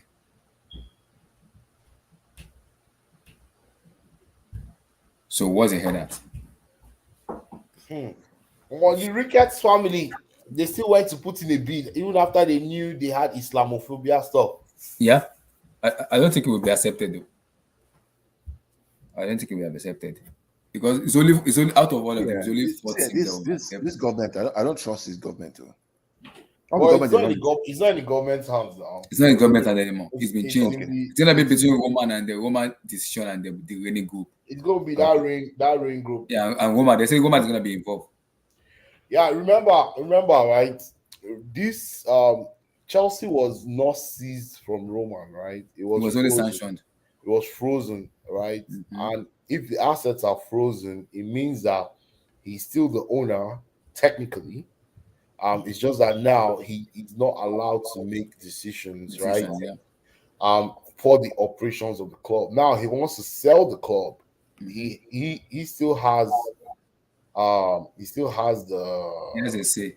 a say in who he sells the club to, because technically on paper he's still the owner of the club. So this Rain Group, man, 30 bids, bro. That's a lot of people. Yeah. I wonder how, man, they must have dedicated a lot of hands. This is a huge acquisition though, but it's wow, 30. That's a lot. 30 But bids, yeah. I'm hearing that they'll trim it down to like to 3 4 4. by next week, 3 to 4. Yeah. After the 3 to 4, they'll make a decision in Yeah. between that. They'll now end up making a decision. Yeah, So just I one think the decision. criteria. Let's just talk about the criteria. The criteria is cash only, right? So Yeah, cash only and proof of document and no everything. borrowing, no borrowing of any kind of stuff. I don't know. That's what I heard. Cash only and proof of cash, right? Where do you get the cash from? And then and you have to show Ambition to the club, to the not fans, just to the ambition players. to the club. You also have to show that you understand sports management, right? Or you have people under yourself that can manage a How football many club people the have 3 size of billion in Chelsea. cash? How many people get 3 billion in cash? Among those Saudi guys get that one. Man, that's 3 billion in cash is that's Yeah, very, the Saudi people have it. They have it. very. How? I doubt that's is that a condition? I doubt it, man. Yeah, So that's the it's condition. one That's of the conditions. They don't want someone to borrow from. There's this guy that wanted to borrow this Candy. He wanted to borrow yeah. from Yeah, hedge team up fund. with a South Korean lady. Yeah, so he wanted to borrow from hedge fund. They told him that he will not qualify. So he ended up having to team up with multiple people, to raise cash. Yeah, if it's going to be a cash deal, it's going to be a team of people. I doubt. Yeah, that's why the reason why it's cash only. That's why they want it to be a very fast deal. Like if it's not cash only, they will need to go and do a lot of investigation. That's why Chelsea's going to get a new owner, according to what Abdullah just said. In less than Nizek Kasela said it by April the 2nd. The new yeah, owner because if it's cash only, all we're doing is we're verifying the cash. You have the cash. Okay, where did the cash come from? Okay, cool. And then you now have to meet the other criteria. And the other criteria has so many things. Lay down your plans for who is the this Cubs club. guy? Who's this Dodgers guy what's Tom Boyle is an LA Dodgers. LA Dodgers, yeah. Then Wait, they have the Saudi is who's the Saudi person? He's a company. Mohammed Al Kereji is a Saudi consultant. Saudi Media Group, yeah. Saudi Media Group. I think there was their own NBC in the Middle East. I don't know. No, they're the one that are part of the the people Al Hilal. Al Hilal. We play them in the World Cup. So they own them. They own the stadium. They are the one that built the stadium. They are part of the stadium. Yeah, they own that football club. They're into so many things. That's Saudi Media Group. They're into multiple industries. And there's even the Chelsea fans also. So the in and out of the Chelsea club, the Chelsea team, because it's come there like one-on-one with the woman before. He also said that according to what I heard the last time Roman was in the stadium. That was November 2019. He was there. 2019, he was there. The last time Chelsea scored, Chelsea played against Arsenal. That Eden Hazard won against Coquelin and the whole Arsenal team 2017. It's going to be interesting. It's going to be interesting days ahead. Yeah, it's going to be that's why they want the turnaround real quick. Like they don't want to because Tuchel said it today. You know what Tuchel said? He said the club and the board, everybody want the new owners as soon as possible. Yeah, they want a quick sale, fix, and let's move on to a normal way. Oh, do you know what thing? Another thing I heard was, Roman did a very smart move to keep cash inside the club. He handed over certain parts of the club to one of the board of directors, and that's exactly. I think that's the cash that they're even spending now. So it's in the guy's personal account. Yep. As soon as I heard, I think Reuters carried it today in their news. They said as soon as Roman knew that Russia invaded Ukraine, that same day he ran that shows.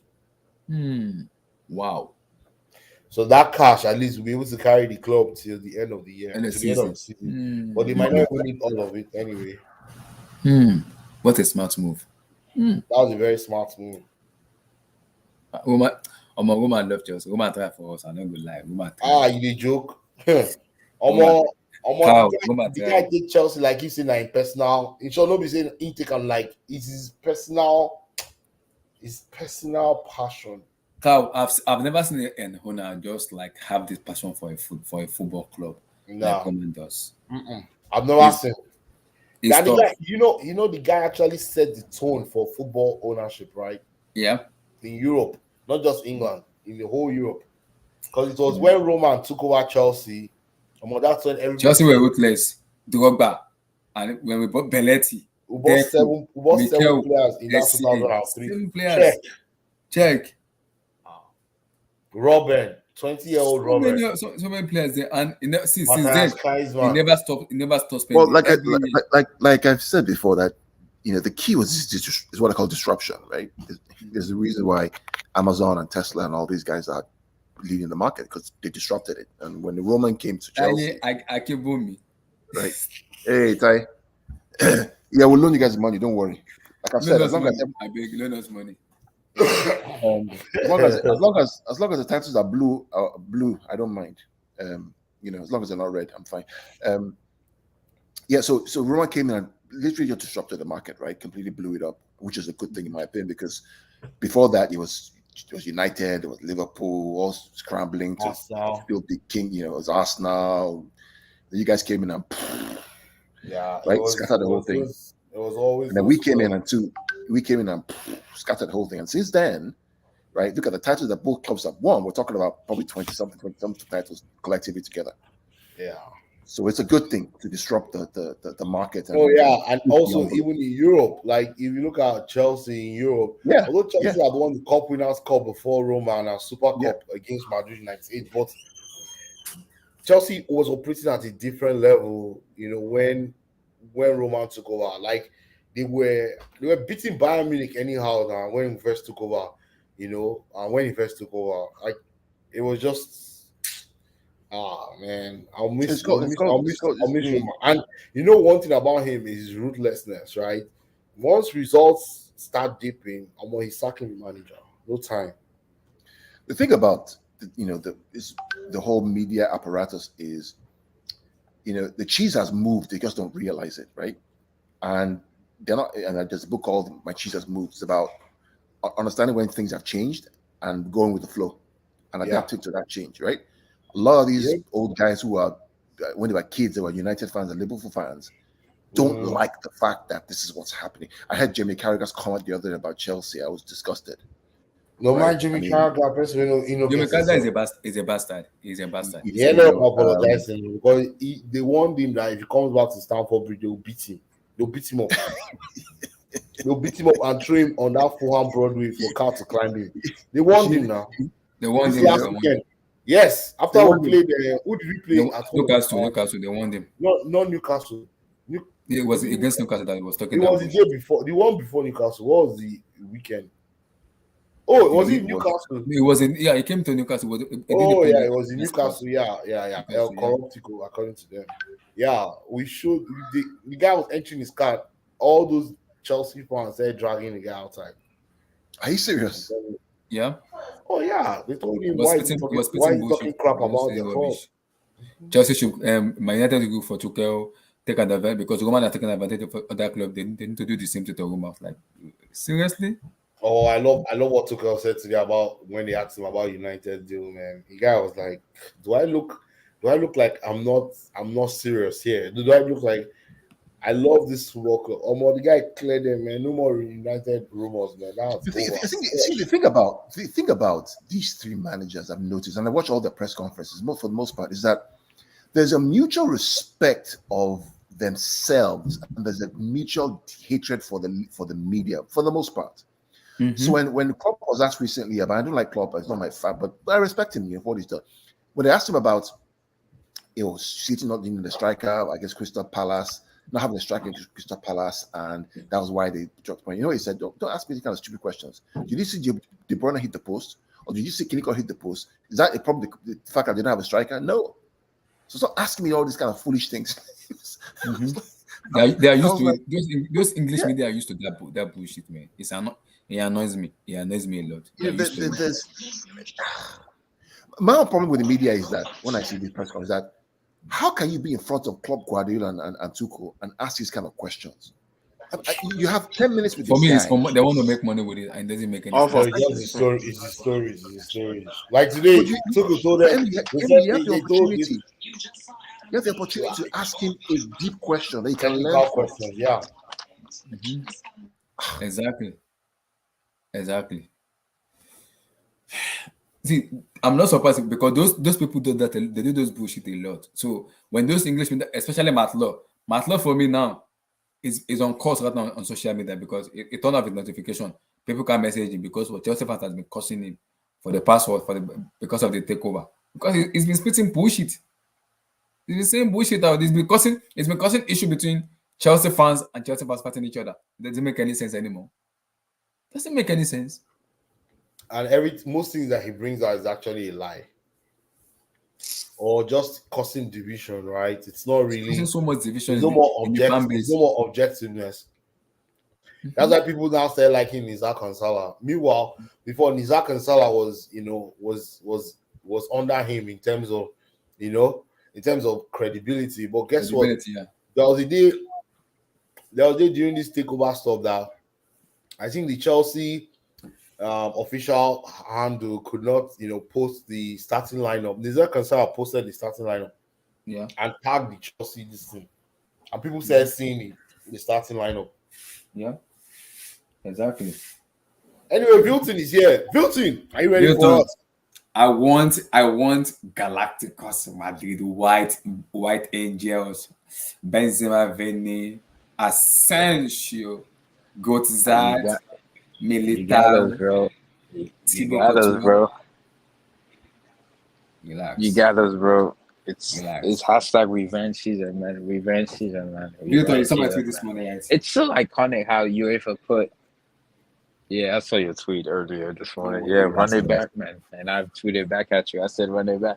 I love how UEFA put all the team that Chelsea beat last season at the same side of the bracket. Pretty much saying it's revenge time though. But in all honesty though, Chelsea was probably the only team. Wait, there was a scenario today when I was laughing. You know why I'm laughing? If Chelsea beat Madrid and maybe possibly beat Man City or Atletico, we go to the final, we face Bayern. It's gonna be Bayern 10 years anniversary against Chelsea. That's tough. That is.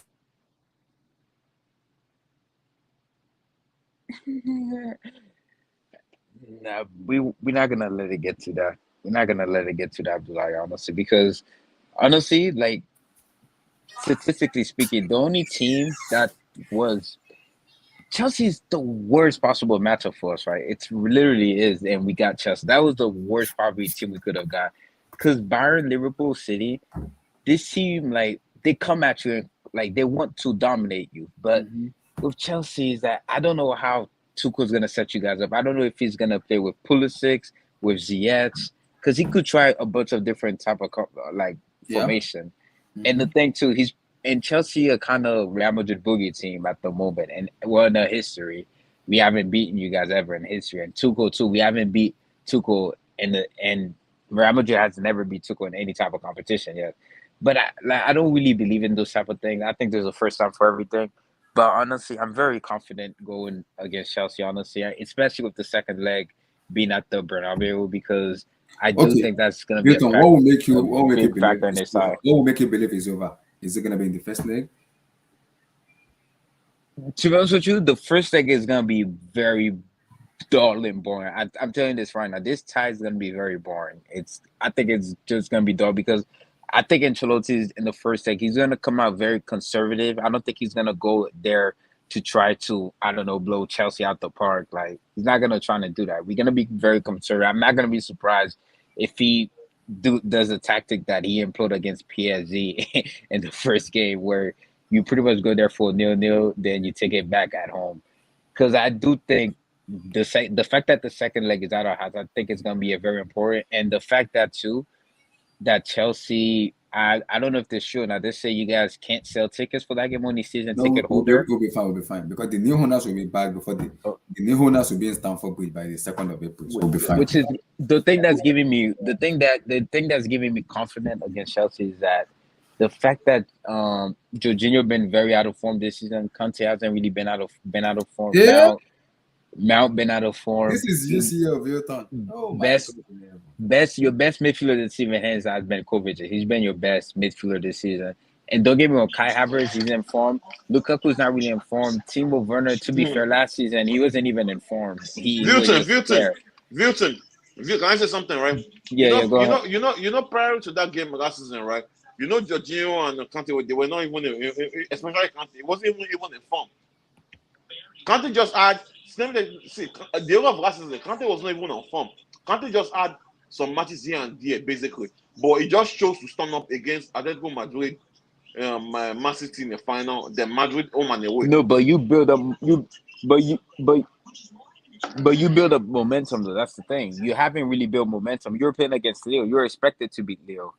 Because before you went against Madrid, you play Atletico and you went against what? Porto, right? You went against Atletico and Porto. And let's be real, Conte was building a lot of momentum. He dropped 2 back-to-back man of the match against Atletico.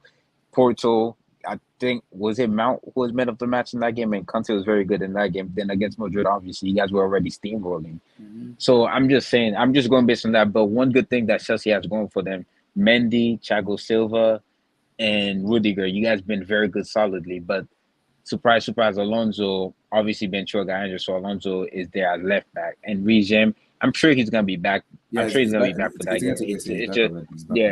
So he's gonna be back. So honestly, I think it's gonna be a very. I'm telling you this right now. The first thing I think is gonna be very, very dull. I'll be surprised if it's a high score. If it's a high scoring game, I'll be Victor, very let me do surprised. this. If Chelsea win 2-0 in the first half, is it game over for you going to Bernabeu? No, it's never game over at the Bernabeu. Honestly, it's never over. Like it's never over. Even when PSG were up 1-0, I didn't really give up because I'm like, it's football. Anything is possible. Like, why should I give up? I only give up when the referee blew the final whistle. Honestly, like you should never have the mentality that you give up. Wilton, you're gonna be surprised because you think Chelsea is PSG. That's PSG. This is Chelsea. PSG has always been known to be a butler, bro. But let's be careful, guys. I didn't say Chelsea. I didn't say Chelsea were butlers. I'm just saying I won't give up. That's what I'm saying. One thing I've learned over the years, G-Day, is that you to be really careful when it comes to knockout games in the Champions League because you just don't know, man. It's 90 minutes of anything red card, injury. It just so you always say, it's. And who would have thought 2-0 PSG, cruising, right? And then one goalkeeper mistake and it all falls apart. Now I know PSG have issues, but it's good. You just never know at this level. Yeah, fine margin, but honestly, too fine. Honestly, though, I'm pretty sure Chelsea are just slightly favored because they're the defend. Yeah. They're defending champs. I'm sure they have to be the slight favorites, I think, in this side because you guys won UCL, and I'm sure everybody say, "Oh, you guys just gonna outrun the midfield." But I do think Valverde and Camavinga is gonna play this time. I don't think Cruz, Casemiro, and Modric is gonna play. If they all three of them play, I'll be very surprised. I'll be honestly very surprised. Only way I see all three of them play in the first leg if we just going for a draw. If we just gonna play defensive the entire game. I think the first leg is going to be really critical. Yeah, go ahead. Results in the first leg because I think that if Chelsea go 2-3 up in the first leg, it's done. Yeah, I think so too. It's done. If it's 1-0, 2-1, then it's squeaky bum time, right? Then it's okay. When Chelsea go away? What do they do? Do they attack? Do they defend? How do you manage that with the first 20 minutes? How is that going to? It just that kind of plays into it. So it's quarterfinal of the Champions League. There's except for your Liverpool that you bribed. I think the second leg is going to be better though. The second, it's tough, man. It's even Benfica stuff. You just never know. I mean, unlikely as they are, it's Champions League. Something tells me Benfica might shock Liverpool. I said the people doesn't believe me. I hear you, Abdullahi. I hear you. And the likelihood is unlikely, but just 90 minutes. All right, sorry. Carl, I said it, and I will repeat what I said again before Vilton came in. But in all honesty, though, Carl, in all honesty, Carl, as long Yeah, go ahead. Delta. Oh, we Hey lost him. there. He's back. No, we lost him. Victor, are you there? I doubt Chelsea take a win by more than 2 goals in the first leg, which is possible. Yeah, for I'm us. there. I'm there. Are you there? Yeah, we Yeah, Yeah. right here. But I yeah, heard it. yeah, continue. No, I was just gonna say that I doubt that as long Chelsea don't win the Champions League back to back, I'm fine with that. Because even if they do beat us, they have to play City in the semifinals, and I'm pretty sure City has it for them this Are season. you sure City City really, takes really Atletico wants to though? beat Are you sure Chelsea. City is gonna beat Because if Atletico? I say Are this, you if sure? Pep Guardiola, I think this if is they the most don't, if they don't balanced. beat Atletico Madrid, honestly, City are Victor, allergic to the Victor, Champions I League. do not want to have a pep stream. I don't want to have a left stream. I don't want to have it. I do not. I think the problem Abdullah, is If that they I don't think beat Atletico, in a one-off leg, I think that Chelsea would probably get over the line, right? Because I think over on 180 minutes it becomes really dicey. It's then okay, what's the first game like? What's the second game like? You're gonna play them for 3 hours. It becomes a I won't question say much about this game until the until weekend we of get the them. game. Yeah, I agree. Until the I weekend agree. of the game. I agree. don't see all the teams Yeah, and who they have that's why. available on that weekend of before the game. Before Then the game. Which is why Because I we don't do like it. this. I don't We like do this it format of UEFA, doing the semifinal draw at the same time. I think it should have kept it in suspense like we did before in the past, right? Get to the quarterfinal. they always did the semi-final draw in the They did? quarterfinals. Yeah, Yeah, they always do that. Yeah, they Okay. always from the quarterfinals. no, you they know your didn't. path. No, they didn't. Back then, They it changed it. used to be they do the quarterfinal. Yeah, No, you're right. that started. That started in 2020. The Yeah, they whole changed it. They semifinal changed it. when you know your path. Yeah, they changed it. Yeah, Because I remember. which I like though because honestly, I've always thought Go ahead. Well, see, yeah, we break internet, man. Yeah, man. You're No, go you're ahead, too Carl. deep. Go ahead, Carl. No, go ahead. Finish up, man. Yeah. I'm at work, man. Okay, Hold on. We That's back. why having a book internet. But I think No, I Emmy's was just wise gonna say words. I'm I think happy they Emmy's did wise that though. words.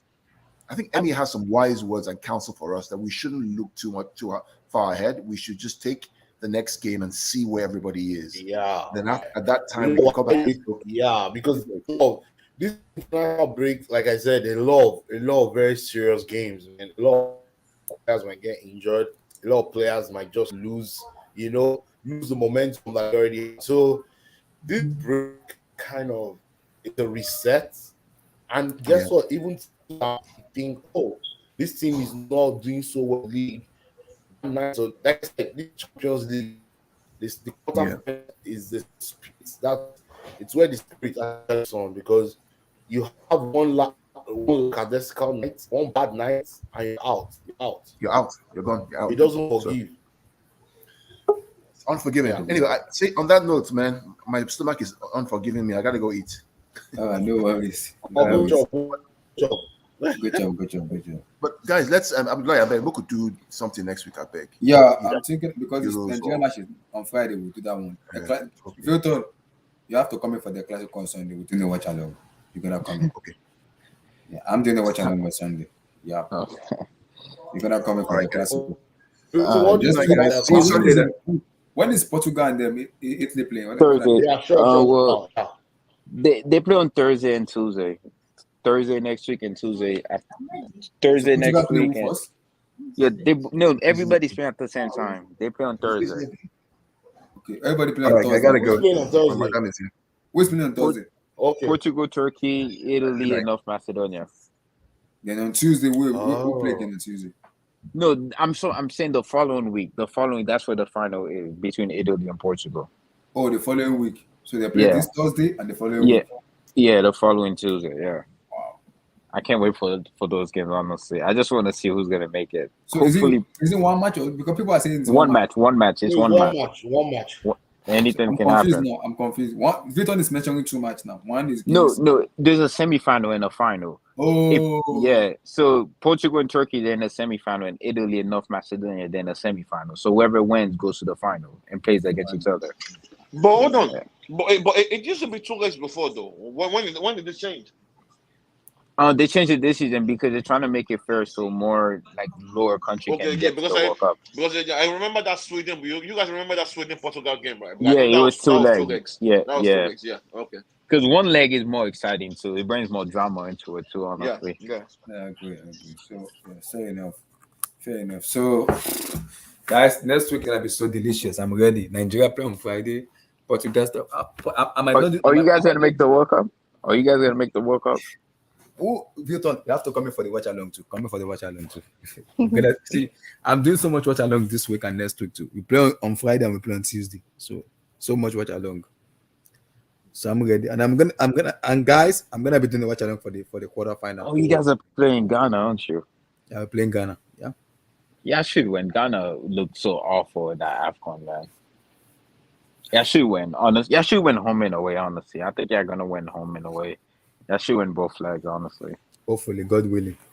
Some Victor Osimhen is back. Emmanuel Dennis is back, and Ademola Lookman is back. So And God willing. Senegal and Egypt. I think Senegal's gonna beat Egypt That again. is the match I want to watch. When is it? Is this Saturday? Is this Saturday or Sunday? It's the same day. I think all the matches at the same time. I believe. On Let me Friday? Let me see. Give me a Let's second. see. Senegal, Egypt. Senegal. If I search Egypt. Qatar 2020. Qualifier. Okay. Yeah, Okay. all the match on Friday. Yeah. On the same day. One match on Friday, another one on Tuesday. Wow. Yeah, the first leg and the second leg. Why did they do that? How many matches did I want to watch? Why did they do that? How many did I want to watch? I only have 2 eyes to watch matches. Now they want. No, which is good though because you want to shrink the international break as much as you can because you don't want to expand it because players have to get back to finish up the season. Yeah. I want to take it carefully. That's true. Yeah, but back to the whole Champions League draw thing. Honestly, I like the way they do it now. I like how they just show because there was never need for a semi-final draw. I don't know why they just show the quarterfinal, semi-final. Honestly. But they did it with so you know who to face and you prepare for yourself. Yeah, which I like because I think it's better the way they just do it. The semi-final draw, it was pointless. Like pretty much like the World Cup. When you in the World Cup and the Euros, the Copa America, and AFCON, you know who you're gonna face. Like you just know who you're gonna face, which is good. And it gives team more prep time too because you already know who you're gonna face. You don't have to deal with the suspense. Yeah, that's correct. That's very right. That's very right. I'm just happy that finally we're facing a big team because remember, Victor, people were like Chelsea won the UCL with the COVID-19, but what of Bayern? Bayern won the UCL with the COVID.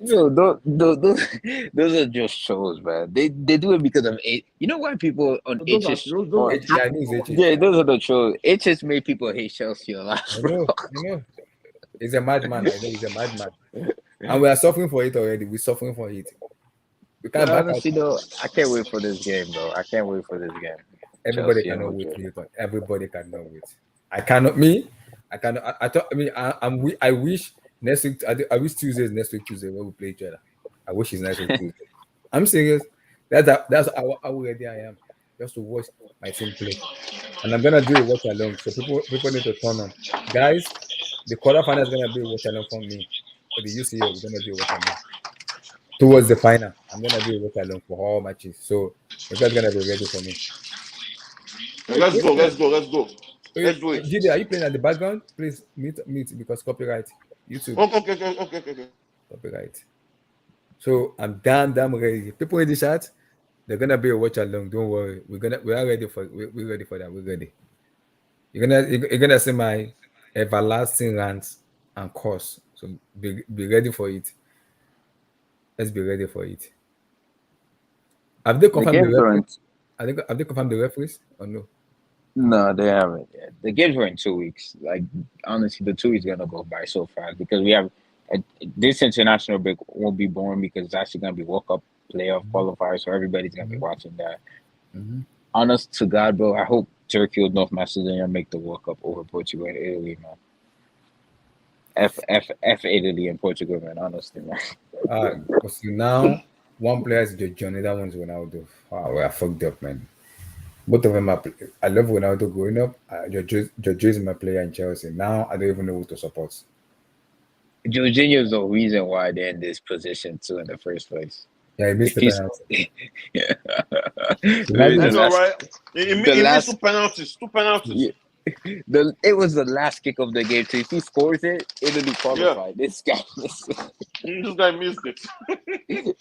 it. Oh my goodness! Jeff was killing me, man. But Bro, Italy yo, can't miss yo, back to bro, back World Have you Cup. saw yo, the bro. You know what's funny, right? You know what's funny, right? no Mario you know, no Mario Balotelli? hold on, Abdullah, hold on. You know after I missed that penalty, right? So the following week, right? I was done with my Italian like schoolmate, right? So we're watching. I think so.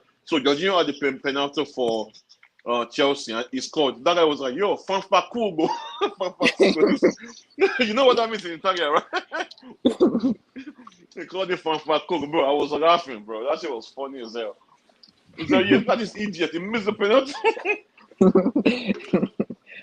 Because I see Italy fan and Portugal fan like, UEFA regular, why they making us go against each other? Why you guys in the playoff in the first place? Nobody told Exactly. you guys to go to the playoff. Like the heck?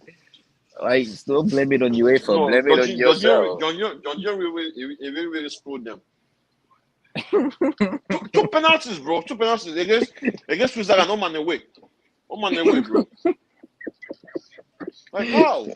He didn't do his regular run up too. He did a regular run up. You know what I think? You know what I think, right? You see, after I missed that first one, right? They shouldn't have let him take because I know Italy had good penalty takers aside Jorginho. They had this guy Belotti. Belotti is very, very good with Belotti. The other player that can take it. Why did they make him take it? You know what I'm saying, right? He's that designated penalty taker, so you can't blame. Bro, Him. Why didn't he? I understand. Why didn't he do But no his matter regular what, run up? that's the crucial game. But one thing, why didn't he do his regular run up? He just blasted. He just went for straight power. He didn't even do his hop skip penalty run up that he usually does. I don't know what was that about. That's because, bro, here's the thing, right? You see that guy because what's his name? What's the name of that thing? Switzerland goalkeeper. Forgetting that guy's name. Summer, I think. Summer, I think. Oh yeah, Summer, yeah. Because Summer in the first leg, Summer saved it. You get what I'm saying, right? Because he did that up and skip in the first leg. Summer saved it. So you see that second leg, he was confused. And one thing about Jorginho, but it's because Summer, you see some of these goalkeepers, they are smart, right? It was Ederson that actually the first goalkeeper that actually saved Jorginho's penalty was actually Ederson. You right? Jorginho, one thing about his penalty is that when you try to do that up and skip, don't move. You get what I'm saying? If he sees that you move, then it goes the other way. You get what I'm saying, right? So that's his penalty. And this guy studied him too. Pickford. If you watch Pickford, Pickford didn't move. Yeah. Last season, right? Last season, he scored a penalty against Pickford when we beat Everton 2-0 at the bridge. So Pickford already knows that Jorginho, and they probably told him, don't move. If you move, you get what I'm saying? I'm pretty sure even Chelsea team would have told him that, one thing about Jorginho penalty is that you can't move. If Jorginho sees you move, when he does that up and skip, he looks at you. He doesn't look at the ball. Jorginho doesn't look at the ball. He looks at the goalkeeper. If he sees you move one way, then he goes the other way. So someone has already studied him, and someone saved the first one. So that second one, he couldn't do that up and skip. He couldn't do it. He didn't do that up and skip second one. See, that's psychology right there, man. That's psychology. Yeah. Yeah, always stick to what you're good at. Like you should never change it because you missed. Like you should always, you should always stick what you're very good at doing it. And that's what I say. Penalties are about psychology. That's the thing. In training, players say 9 or 10 out of 10 they always score their penalty. But when there's pressure, because you don't want to miss, you miss it. Because let's be real, a penalty, it's easy. It's an easy skill because you like I've read a quote. What you call it? Who was it? Zidane. Was it Zidane that said it? Was it Zidane or Pelé? I don't remember. But one of them said that when a player missed a penalty, they told them, is it the goalkeeper that's just too good, or is it the player that's just not, or is it just a bad penalty taker? He said it's a bad penalty taker because he said the taker always has the advantage over the goalkeeper, always. It's all about psychology, man. Man, yeah. No, penalties. Like one thing about penalties, no matter how good you are at penalties, no matter what, you will always miss. No matter what. And I don't know if it's true. There was a record that they said Aaron Shearer never missed the penalty. Is it true? I don't know, but I know this guy from Southampton, Matt Letitia. I think he never missed one. Man City with TC. I heard about Shearer too. They said he had 100% penalty record. Yeah, That's what I heard about Balotelli too. Shearer. I think Balotelli too. Who? Balotelli. Okay. Yeah, I think he had a very good penalty record, I believe. I remember this guy. What's his name? US 94. You guys probably see videos of it. This what's his name? The Roberto Baggio. That guy was the best footballer. That guy was the best footballer in the world, bro. He was supposed to take the last penalty for Italy, and he missed. And he missed. He skied it, bro. Bro, I watched that guy. What's it called? I watched the guys because they show like Sky Sports used to show. They used to show what's it called? Like all these great players, right? So the guy said, man, that he suffered for that penalty until Italy won that World Cup in 2006. He said he suffered for it. The guy said because he didn't see it coming. Jesus Christ. I always tell people, penalties no matter how good you are, you would miss.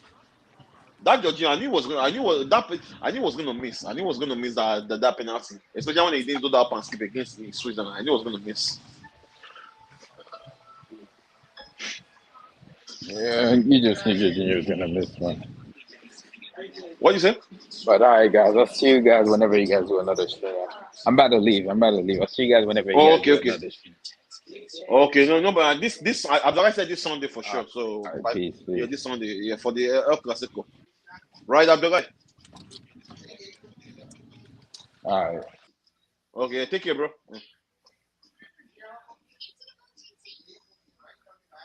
Abdullah.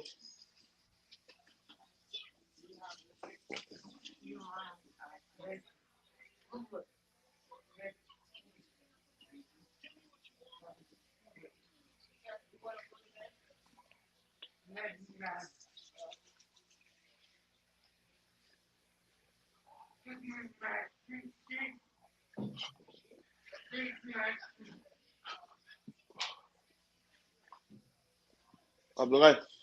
Yeah. I'm here. Okay. Yeah. So guys, who else is here? Emmy. Okay. my people, apart from the FA Cup tomorrow, no big matches until Sunday. So I'm doing a watch along for the. Oh wait, Arsenal. There's Arsenal, Aston Villa.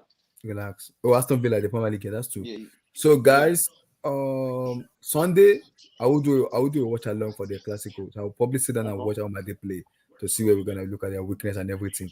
And also, guys, whatever it may be, the new owners will come in. Who probably knows. So guys, like the vid, subscribe, guys. Thank you and have a good day. Peace out, guys. God bless. Yeah, peace out. Peace.